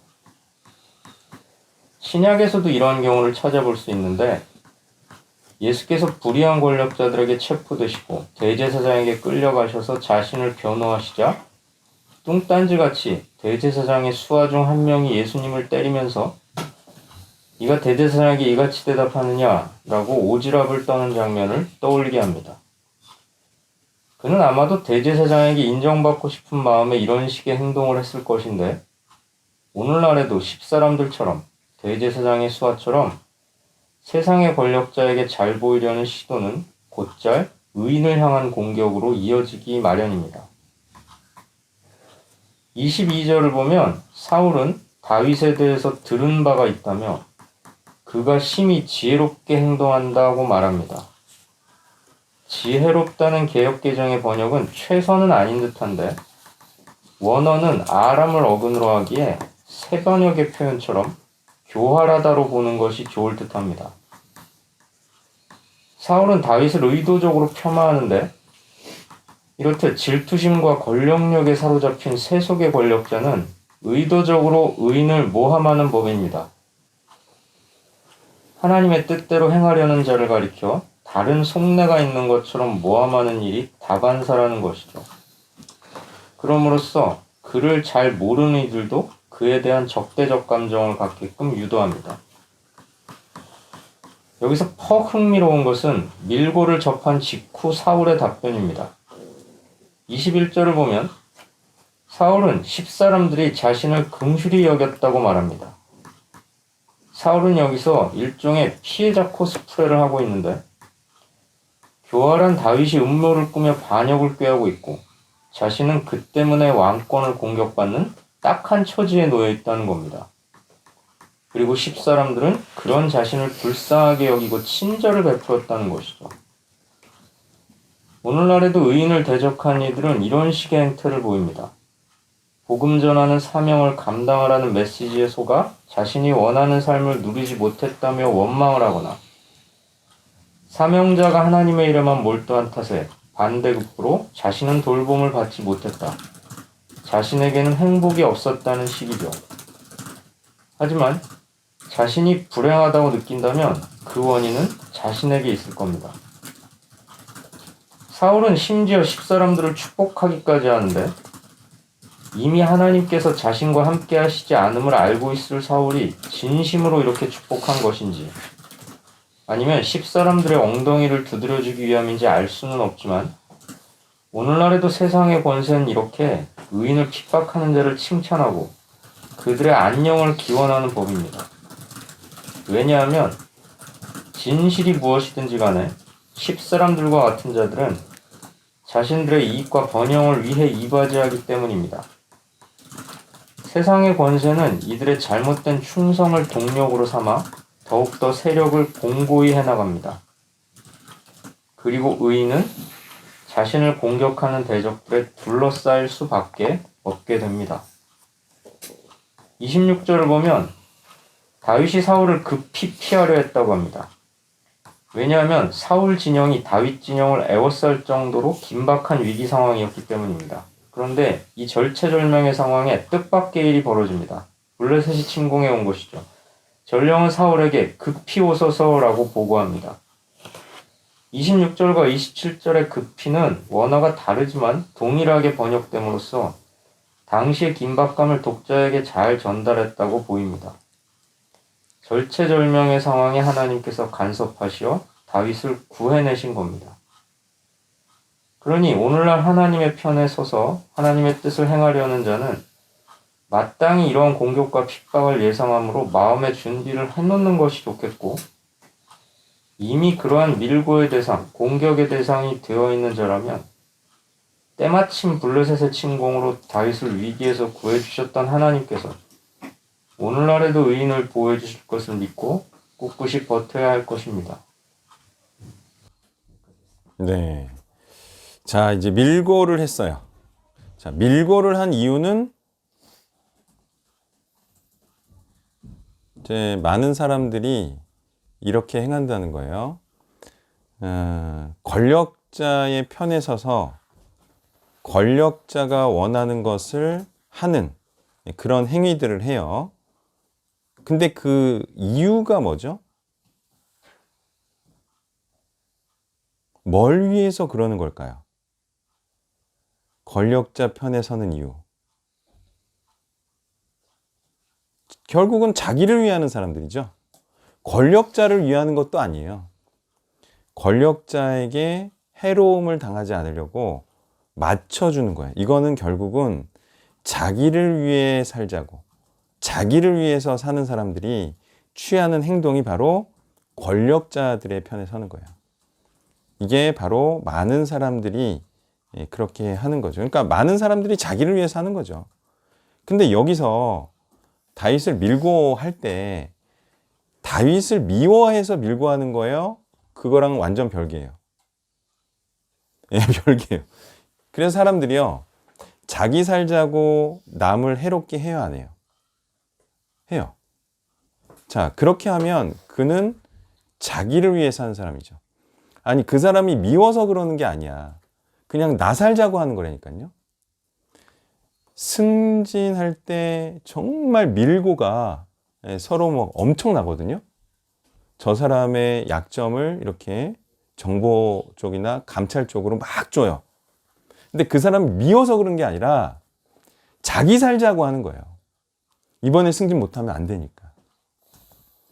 이런 일들이 바로 대다수의 사람들에게 일어난 일은 이유는 다 자기를 위해서 사는 사람들이기 때문이죠. 그러면 이러한 일을 안 하려면 어떻게, 무엇을 위해 살아야지만 이런 일을 하지 않을까요? 하나님을 두려워해야 돼요. 그러면 하나님을 두려워했다면 다윗을 밀고 했을까요? 안 했을까요? 안 하겠죠. 의로운 사람을 어떻게 해? 그러니까 결국은 하나님을 두려워하고 하나님을 더 사랑하지 않으면 이런 다수가 될 수밖에 없다. 그리고 이런 사람들은 이렇게 생각하는 사람이에요. 그냥 이렇게 믿어버리는 사람인데 하나님이 함께 하시는 자는 권력자이다. 이렇게 믿어버려요. 실제로 권력자와 하나님이 함께 하시는지 아니는지는 중요하지 않아. 이런 사람들에게는. 그냥 그게 자신을 위한 것이 되니까 자신에게 해가 되지 않으려고 그렇게 믿어버리는 거예요. 자, 그래서 하나님께서 세우신 자를 항상 진짜 앞에 있는 그런 권력자들로 보는 거죠. 자, 그래서 새 속에 속한 다수는, 다시 말해 다수를 따르는 다수는 악한 세력에 부합하면서 사는 자를 의미하죠. 그러니까 다수에 속하면, 그러니까 다수가 세속인들이잖아요. 그러니까 이 다수에 속하면 무조건 악한 세력에 속해 있는 거예요. 그러니까 다수에 속하면 안 된다는 거죠. 소수에 속해야 돼요. 자, 그러면 왜 이렇게 다수가 이 악한 세력에 동조할 수밖에 없느냐? 이유가 뭔 것 같아요?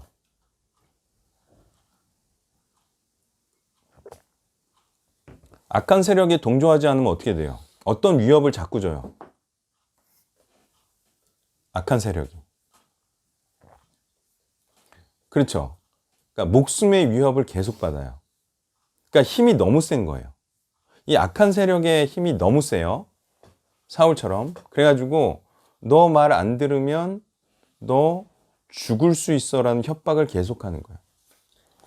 사람들이 그 협박에 못 이겨서 하나님을 두려워하지 않고 하나님의 뜻대로 행하지도 않으며 하나님의 뜻대로 행하는 자를 따르지도 않죠. 철저하게 무엇을 따라요? 세상의 원리를 따라서 사는 거예요. 하나님의 뜻대로 살면 어떤 목숨의 위협을 느끼죠? 세상이 어떤 위협을 해요?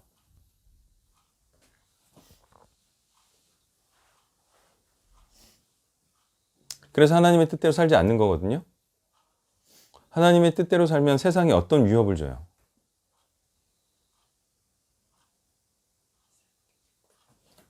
너 굶어 죽을 거야. 이런 위협을 주기 때문에 사람들이 하나님의 뜻대로 하나님의 말씀에 헌신하지 않나요? 그렇죠. 그러니까 너무 센 거야, 이게 힘이. 근데 그거에 굴복하지 않고 죽으면 죽으리라. 그렇게 행할 때 하나님의 뜻대로 살 수 있다 이거예요. 자, 중요한 것은 뭐냐면 이게 세력이 너무 강해. 정말 하나님의 뜻대로 살면 뭐 사람도 없을 것 같고 뭐 정말 헌금도 안 나와서 죽을 것 같아. 그래서 교회들이 심판의 말씀을 전하지 않잖아요. 미국도 그래요. 오늘 확인했더니 미국 교회도 심판의 말씀은 안 전한대요. 왜냐하면 그거 전하면 떠나가니까. 그거는 이제 선교 단체에서나 하는 거고 교회 구조에서는 할 수 없다. 우리도 뭐 다 아는 내용이죠. 어쨌든 뭐 사람이 와야지 되니까 교회는. 자, 그래서 너무 이게 세력이 너무 강해요. 완전 다수를 형성하고 있고 이 다수를 가지고 또 진짜 헌신을 강조하는 기독교는 맹목적인 너무 심한 너무 과격한 너무 지나친 너무 심한 그래서 이단으로 만들죠. 그러니까 이 공포가 크잖아요. 근데 중요한 게 뭐예요? 이렇게 핍박 받다가 중요한 게 뭐예요? 이 굉장히 절대적인 세력, 영원히 갈 것 같은 이 세속적인 세력이 끝내는 어떻게 된다? 예수님께서 오실 때 전복된다. 얘네들이 야당이 되고 정말 예수님을 위하여 목숨까지도 바치는 그런 자들이 여당이 돼요. 이렇게 핍박하는 거야. 너희들 그렇게 살았지? 그래, 한번 죽어봐라. 우리가 당했던 거 그대로 한번 당해봐라. 이게 완전 전복된다는 게 굉장히 중요해요. 그러니까 지금 핍박을 당하지 않으면 이건 정말 나중에 큰일 나는 거예요. 핍박을 당하는 야당 쪽에 소수편에 서서 끝까지 올바른 복음을 전해야 나중에 정권이 전복됐을 때 예수님께서 야, 너 나와 같은 복음을 전했구나. 이러면서 이제 고호를 몇 개 주시든 하겠죠. 예.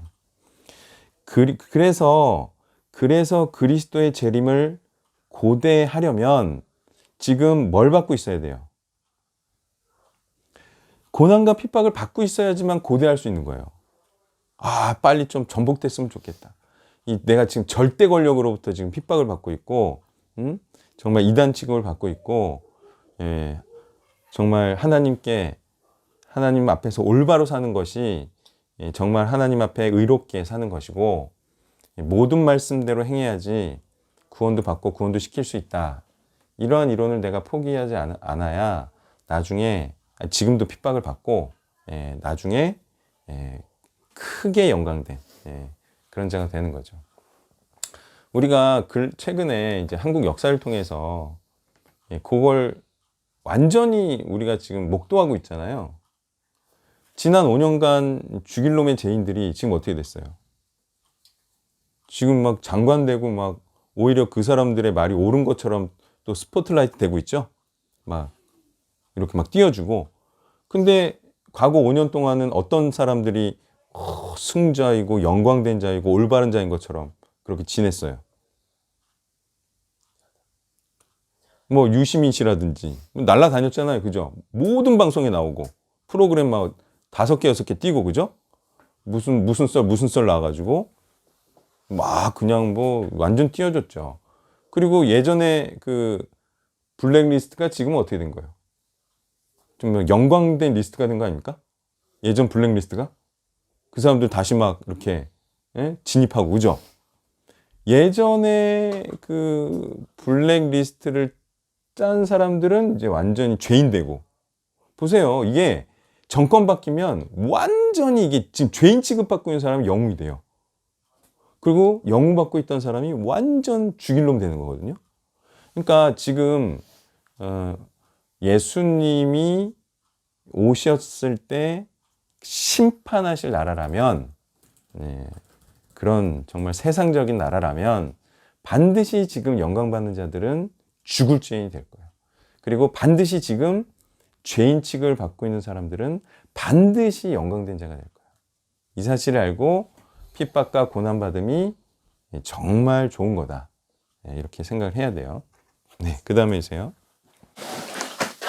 저는 월요일자 본문의 1절부터 5절 봤습니다. 그래서 현재 이제 그 일날을 치는 다윗을 보면서 사실 현재 지금 다윗은 도망치는 가운데 있었고 굉장히 조금만 잘못 보여도 사울에게 잡힐 수도 있는 위기 가운데 있음에도 불구하고 블레셋을 그 일날을 치는 그리고 그 일날을 구원하는 블레셋을 쳐서 구원하는 다윗의 모습을 보면서 좀 힘든 것 그리고 두려워하는 것 그런 어려움과 또 계속해서 전쟁을 하는 것 하나님의 뜻을 이루는 것은 진짜 별개구나. 내가 힘들어서 혹은 잡힐까봐 또 두려워서 전쟁을 하지 않는 것이 아니라 오히려 그런 가운데에도 하나님의 전쟁에서 싸워 이기라는 정말 그 말씀과 그 믿음을 붙잡고 계속해서 사역하고 싸워 이기는 것이 맞는 거구나 라는 걸 좀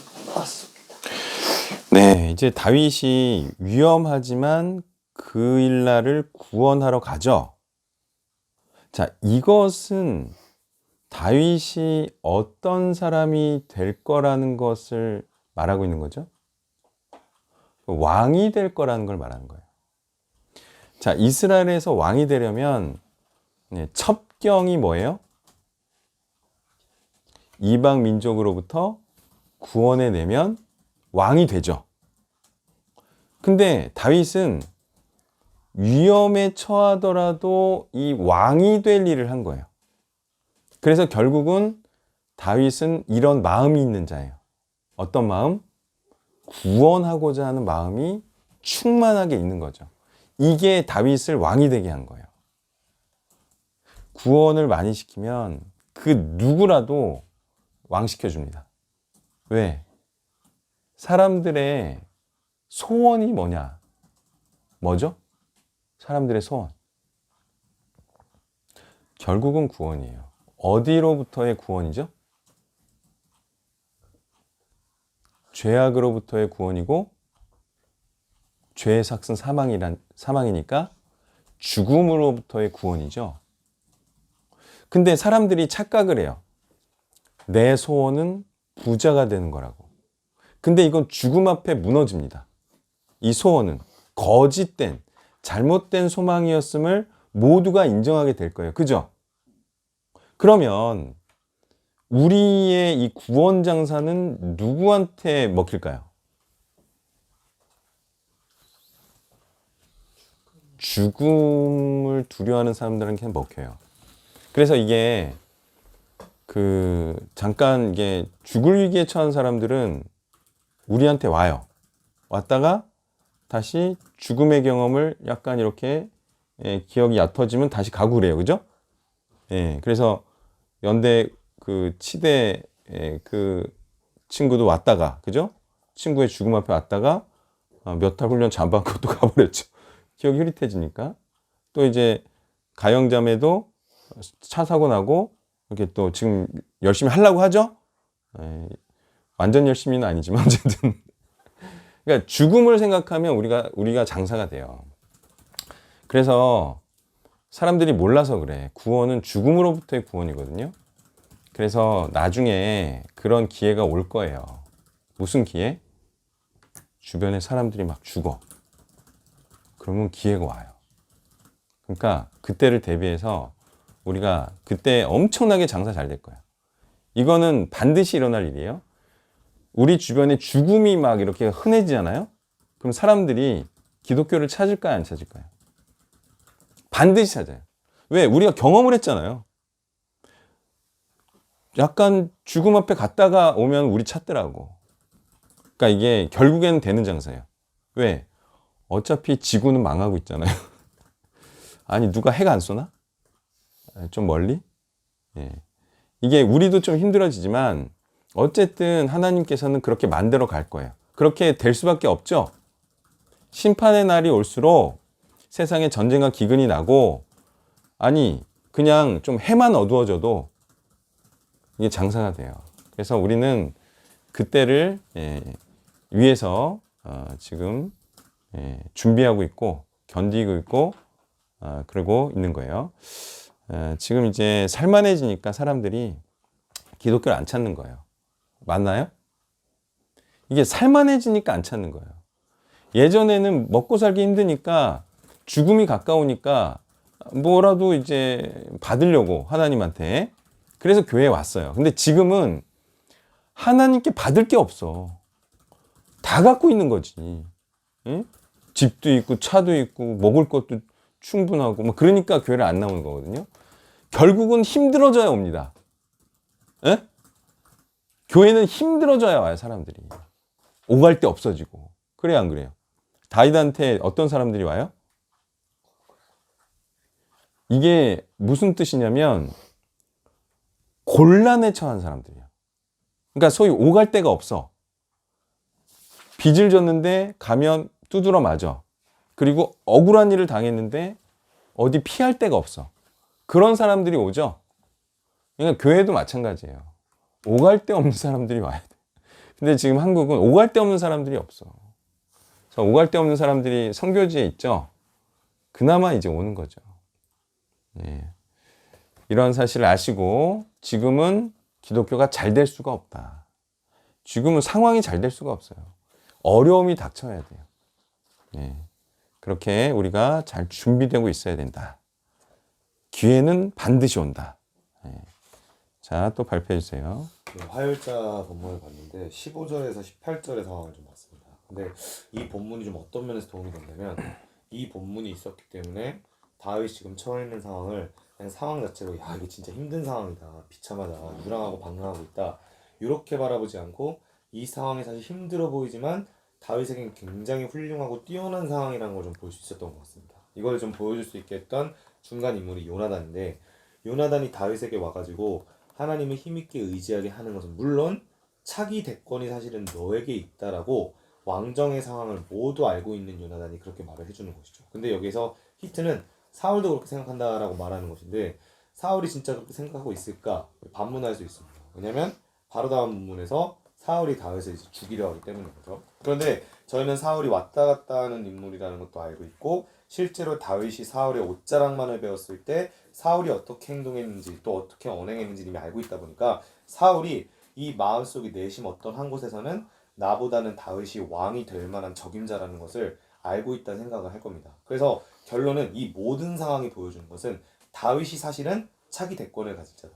다윗이 사실은 이 위기와 난국을 타개할 만한 다음 왕이 될 만한 사람이라는 것을 모든 상황들이 사인으로 알려주고 있다는 것이죠. 그러면 저희가 여기에서 가져야 될 메시지는 뭐냐면, 저희가 유랑이나 방랑이나 어려움과 박해를 당하고 있으면 그 상황을 그 상황 자체로만 해석할 게 아니라 내가 이것을 왜 당하고 있는가, 아니면 내가 혹시 복음에 있어서 하나님이 볼 때 위협적이고 날카롭고 영향력이 있는 사람이기 때문에 그로 인해 반대편이라는 사람들이 이제 일어나고 있는 것은 아닌가, 아니면 정말 내가 힘도 없고 능력도 없고 무기력하게 살기 때문에 그냥 사람들과 아웅다웅 하면서 고난을 받고 있는 것인가, 일단 이걸 좀 분별해야 될 것이고요. 만약에 전자, 내가 정말 힘있게 충성하고 사역하고 열심히 살고 있는데 이걸로 인해 박해가 임한다면, 아, 이거는 고난과 어려운 상황이 아니라 그만큼 내가 지금 잘하고 있는 것이구나, 그거에 대한 증거가 위협적인 존재로 정평이 나 있고 사람들이 붙고 있다는 것이죠. 그래서 누가 봐도 이거는 박해받고 도피하고 있는, 그러나 차기 대권자로서 유력하죠. 이러한 일들은 역사에 계속 반복되어 왔습니다. 그래서 다윗은 이것으로 인해 위로를 받아야 된다. 우리도 동일한 상황에서 내가 지금 차기 대권 또는 정말 참된 왕이자 제사장으로 세워줄 잘하는 거에 대해서 내가 알아서 그 사인을 캐치하고 이 상황을 해석할 수 있어야겠다, 그런 생각을 했습니다. 네, 이 요나단을 보면 참 다윗의 편이고 다윗을 위하는 것 같고 굉장히 다윗을 사랑하는 것처럼 그렇게 보여지는데 굉장히 재미있는 내용이에요. 제가 성경적 원리를 대입해 볼게요. 자, 일단은 이 언약이 지켜졌어요, 안 지켜졌어요? 다윗이 왕이 되고 요나단이 그 다음이 됐어요, 안 됐어요? 이거 약속 못 지켰어요? 아, 약속이 이루어지지 않으면 이거는 가짜 약속이에요. 그러면 언약이라는 거는, 그리고 야, 우리가 나중에 그런 상황이 되면 우리 이렇게 하자, 이게 약속이에요? 성경에서 하나님과의 언약 무슨 약속이에요? 다 언제부터 하는 게 약속이에요? 하나님과 약속. 지금부터. 아니, 나중에 우리 그렇게 상황 되면 우리 그럴 때 그렇게 하자, 이건 없어요. 그러니까 성경적 원리를 대입하고 있는 거예요. 이거는 이런 사람들 많아요. 이런 사람들 진짜 많아요. 내가 나중에 왕이 되면 그때 내가 이렇게 할게. 그러면서 왕이 못 돼. 됐어요, 안 됐어요? 저희가 지키지 못할, 아, 내가 청장 돼서 그때 많이 기독교, 청장이 안 되더라고. 예. 자, 그러면 또 하나. 이제 다윗이 예수님을 예표하는데 요나단이 다윗을 왜 못 따른 것 같아요?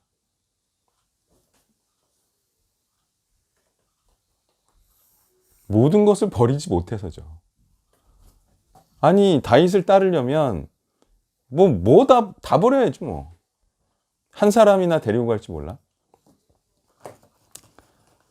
다윗과 함께 해야지, 이게 다윗과 함께 고난을 받아야 다윗을 위하는 자이지, 이렇게 그냥 와서 아유 힘내 화이팅, 이게 뭐야? 응원하고 가기? 그 요나단은 자꾸 먹을 걸 안 주네. 먹을 걸 안 줘. 무기도 안 줘. 이것도 참 사람이 좀 그래. 또 하나, 다윗을 위하는 자가 되려면 다윗의 입장에서 좋아야죠. 그래요, 안 그래요? 다윗이 좋아하는 걸 해야죠. 근데 다윗은 뭐를 원했을까요, 지금? 나중에 그래 왕자리 물려받으면 그때 나한테 왕자리 물려줘. 이걸 원했을까요? 아니면 뭘 원했을까요? 지금 함께하길 원했겠죠. 왜? 왜 그럴까요?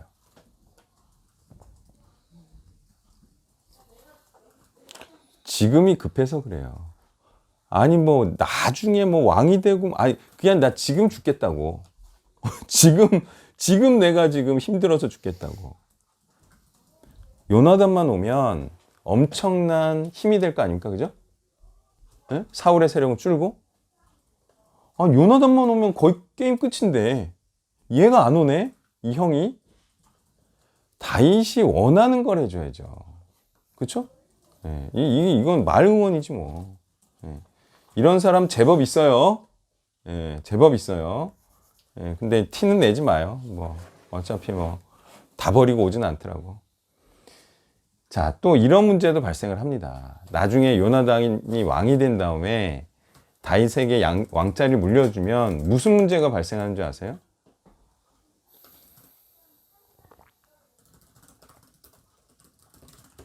요나단이 왕자리 물려받으면 신하들은 잘도 동조하겠네요. 신하들이 누구예요? 다 누구야? 에? 다윗을 대적했던 사람들이죠. 그것도 싹 바꾸려면 시간 엄청 걸려요. 그리고 일단 다윗하고는 이질적이야. 그게 싹 데리고 가려면 요나단이 암살당할 수도 있어요. 이건 너무 애들 같은 거지. 이질적인 요소, 다윗을 핍박하는데 동참했던 자들을 데리고 다윗 밑으로 가? 서로 무한하지 않겠어요? 아무리 상황이 바뀌어서 내가 당신을 다시 왕으로 섬기겠나 하더라도 그런 이질적인 요소가 있고, 그런 식으로 다윗을 왕을 만들면 또 하나의 문제가 뭐냐면 다윗의 왕권이 서질 않아요. 다윗을 왕으로 세워도 누가 무시할 수 없는 2인자가 되는 거예요. 요나단이 또 무시할 수 없는 2인자가, 이거는 다윗을 정말 왕으로 밀어주는 게 아니고, 그러니까 정말 다윗을 왕이 되게 하려면 어떻게 해야 된다? 지금 다윗과 함께 고난을 받으며 싸워야, 그래야 다윗의 왕권을 강화시키면서 다윗을 왕이 되게 하는 거예요. 예. 이게 이제 성경이 그냥 대충 보면 안 되죠. 예. 이런 거 다 생각하면서 봐야 돼요. 자, 또 발표해 주세요.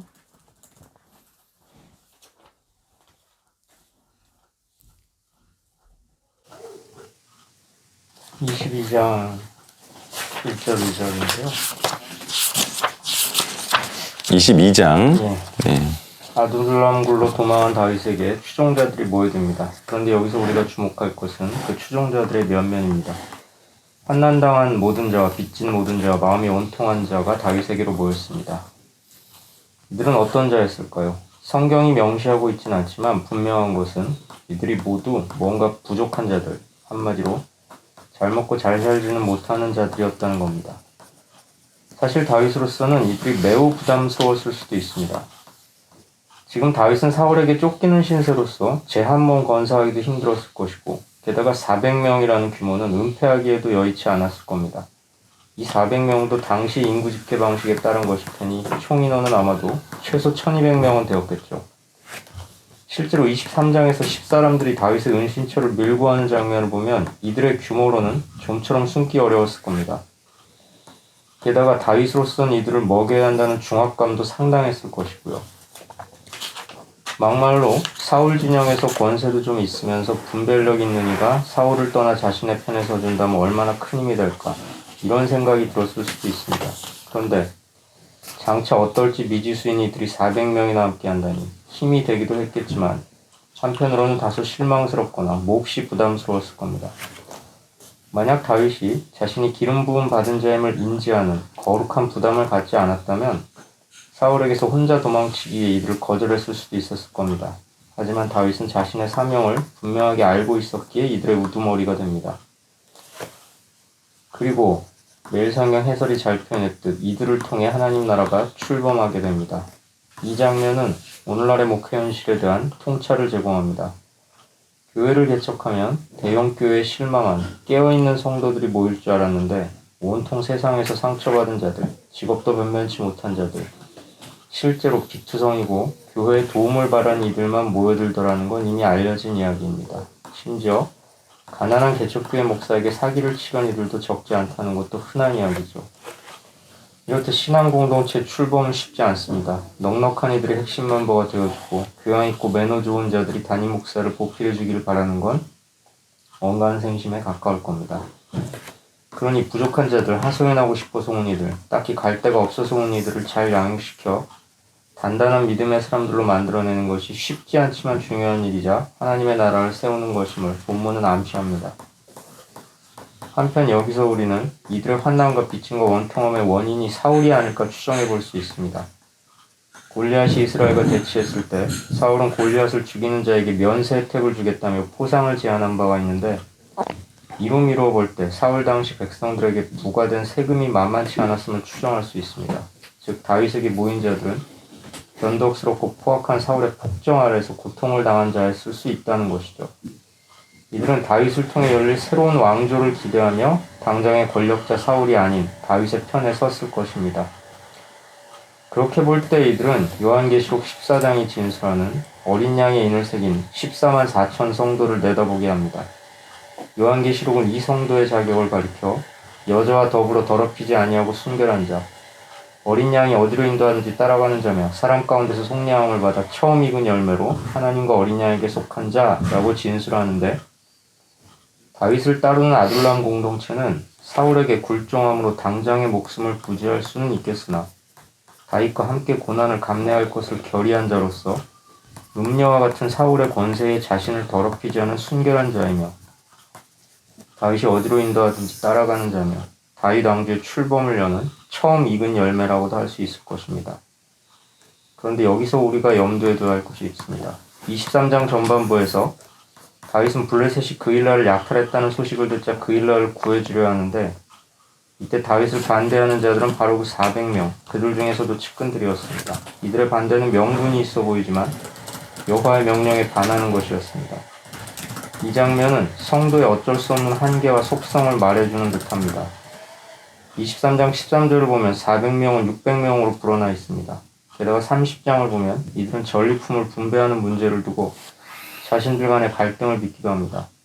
이렇듯 서사가 진행됨에 따라 면면을 드러내는 다윗 공동체의 모습은 오늘날 신앙 공동체에서 다수가 범하기 쉬운 오류와 그 와중에 흔들리지 말아야 할 리더의 덕목에 대한 통찰을 제공합니다. 여기까지입니다. 네. 자, 다윗에게 몰려든 자들이 공경에 처한 자들, 또 마음이 괴로운 자들, 상처받고 빚진 자들. 자, 이런 자들이 바라는 게 뭘까요? 세상에서 마치 버림을 받은 것과 같은, 그죠? 곤란함과 공경에 처한 거예요. 이런 자들이 바라는 세상이 뭐예요?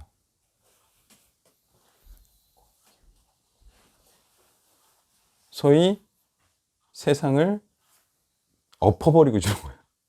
전복시켜버린 거예요. 그러니까 변화를 원해요. 왜? 잃을 것이 없어. 이런 사람들이 어떤 그 세력을 형성하죠? 세상을 엎어버리고 싶은 사람들. 이런 사람들이 좌파예요. 우파는 뭐예요? 지금의 상황을 유지하려는. 그러니까 신기하게 민주주의를 하는 나라들을 보면 거대 당이 두 개 있어요. 한 당이 소위 보수파, 한 당이 민주당이라고 하는 좌파. 이게 신기하죠. 그러니까 인간이 이렇게 나뉘어요. 기득권층, 뭐라도 변화라도 생겨서 지금 내가 맨 밑에 있거든요. 어차피 이렇게 살다가는 나는 죽겠어. 그냥 죽느니 그냥 한번 엎어버리고 변화를 깨보자 이거예요. 더 내려갈 데가 없으니까. 근데 이런 사람들이 일단은 다윗한테 간 거야. 근데 다윗한테 갈 때 어쩔 수 없이 간 느낌이 아니면 정말 다윗을 따르려는 의로운 마음으로 간 거예요. 애따 모르겠다고 간 거죠. 갈 데 없으니까. 세상에는 몸을 의지할 수가 없으니까 그냥 애라 될다 모르겠다 갔어요. 교회에도 이런 식으로 오는 사람들이 많이 있다는 거죠. 그래서 심령이 가난한 자, 이런 자들이 복되다는 것은 그래도 그렇게 오갈 데 없는 사람들이 교회에 와서 의탁하면서 그래도 뭐 예수를 믿기도 하고 막 그러잖아요. 그렇게 해서 교회라는 게 생기기도 하고. 근데 이제 지금은 이런 사람들이 없는 게 이제 문제라는 거죠. 예. 오갈 데 없는 사람들이 없어. 그냥 다 살만해. 그래서 그런 사람들도 봤죠. 우리도 봤죠. 근데 문제는 이게 이런 사람들이 받으면 가지를 말아야 되는데 또 가. 예. 뭐 다윗 때는 안 갔나 보죠. 예. 근데 이런 사람들이 또 와서 문제도 일으키지만 제일 문제는 가버려 그냥. 말도 없이. 예. 받아주긴 하는데. 그래도 지금도 뭐 이런 사람들 오면 받아줍니다. 예. 어쨌든 예. 이런 사람들 뭐 받아주라고 교회가 있는 거이기도 하니까. 자, 그 다음에 이제 다윗이 이들을 받아준 이유는 뭘까요? 다윗의 역할이 뭐니까? 다윗의 역할이 구원해 주는 일이니까. 그러니까 계속 말하죠. 다윗은 구원의 마음이 있어서 자꾸 그 일날을 쳐서 위험하지만 구원해 내기도 하고, 이 사람들도 환난에 처했으니까 구원해 주기 위해서 받아들이는 거죠. 지금 신약적 구원이랑은 달라요. 이때는 육적인 구원이죠. 예, 정말 생명을 살려주는. 그러니까 다윗은 이런 구원의 마음이 있기 때문에 자기를 희생해서라도 이 사람들을 받아주는 거다. 근데 이렇게 받아주다 보면, 구원의 일을 하다 보면 당연히 처음에는 양질의 사람이 아니죠. 근데 숫자가 많아지면 그 중에 양질의 사람도 들어오게 된다. 역시 처음 펌프질이 힘든 거다. 예. 자, 그러면 이제 수무를 세겠습니다. 예, 주일날 6절에서 19절 한번 볼게요. 22장 6절에서 19절 보면 이 사울이 왜 너희 나 편은 하나도 없고, 응? 다 뭐 다윗 편이고 이세 아들 편이고, 응? 왜 그러냐? 왜 이러는 거죠, 사울이?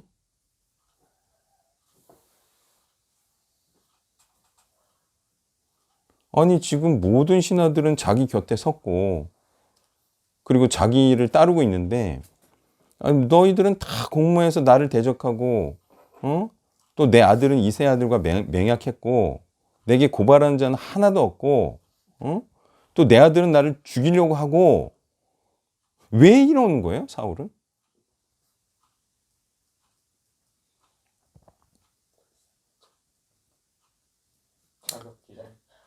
예, 그러니까 지도자가 이런 생각을 하기가 쉬워요.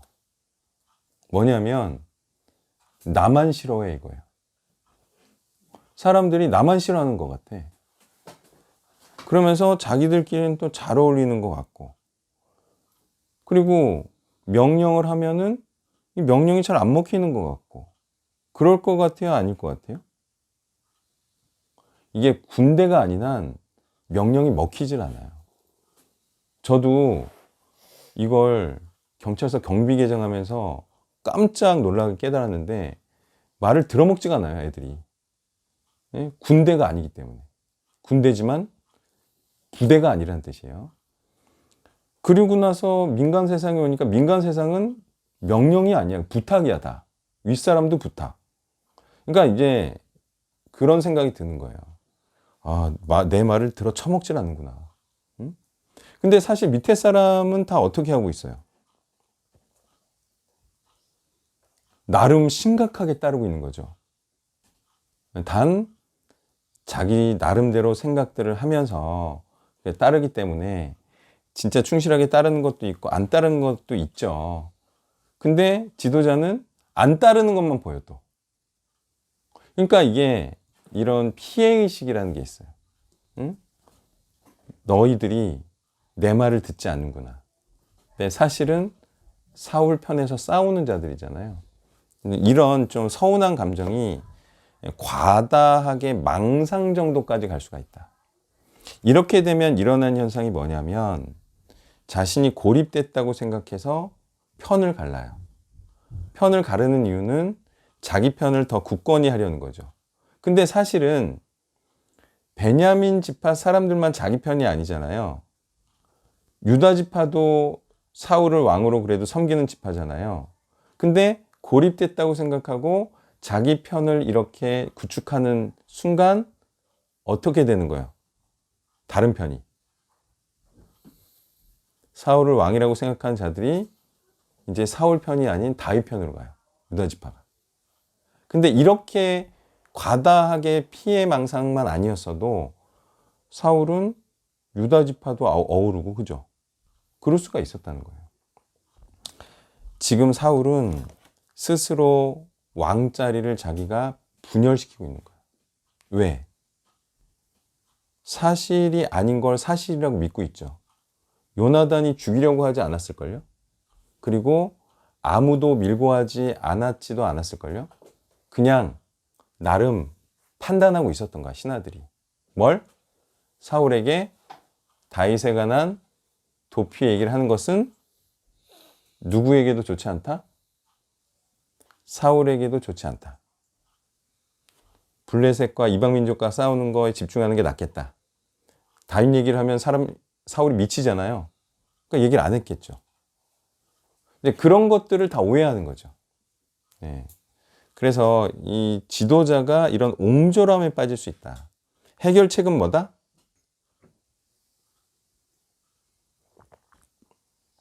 해결책은 크게 생각하는 거예요. 그러니까 지금 옹졸함에 빠진 거죠. 한 문제, 다인 문제. 그래서 이걸로 사람들을 나누고 이거죠.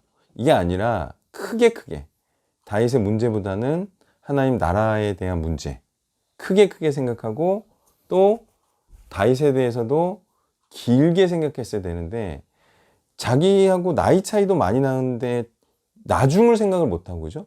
나이 들어서 뭐 요나단과 사이가 좋으니까 같이 동역하게 할 수도 있고 그죠? 이게 이스라엘 왕자리가 어렵다는 거 알잖아요. 그러면 다윗과 동역하게 할 수도 있고 좀 길게 생각했다면 되는데 사울이 빠진 함정이 뭐냐면 사람이 시야가 좁아.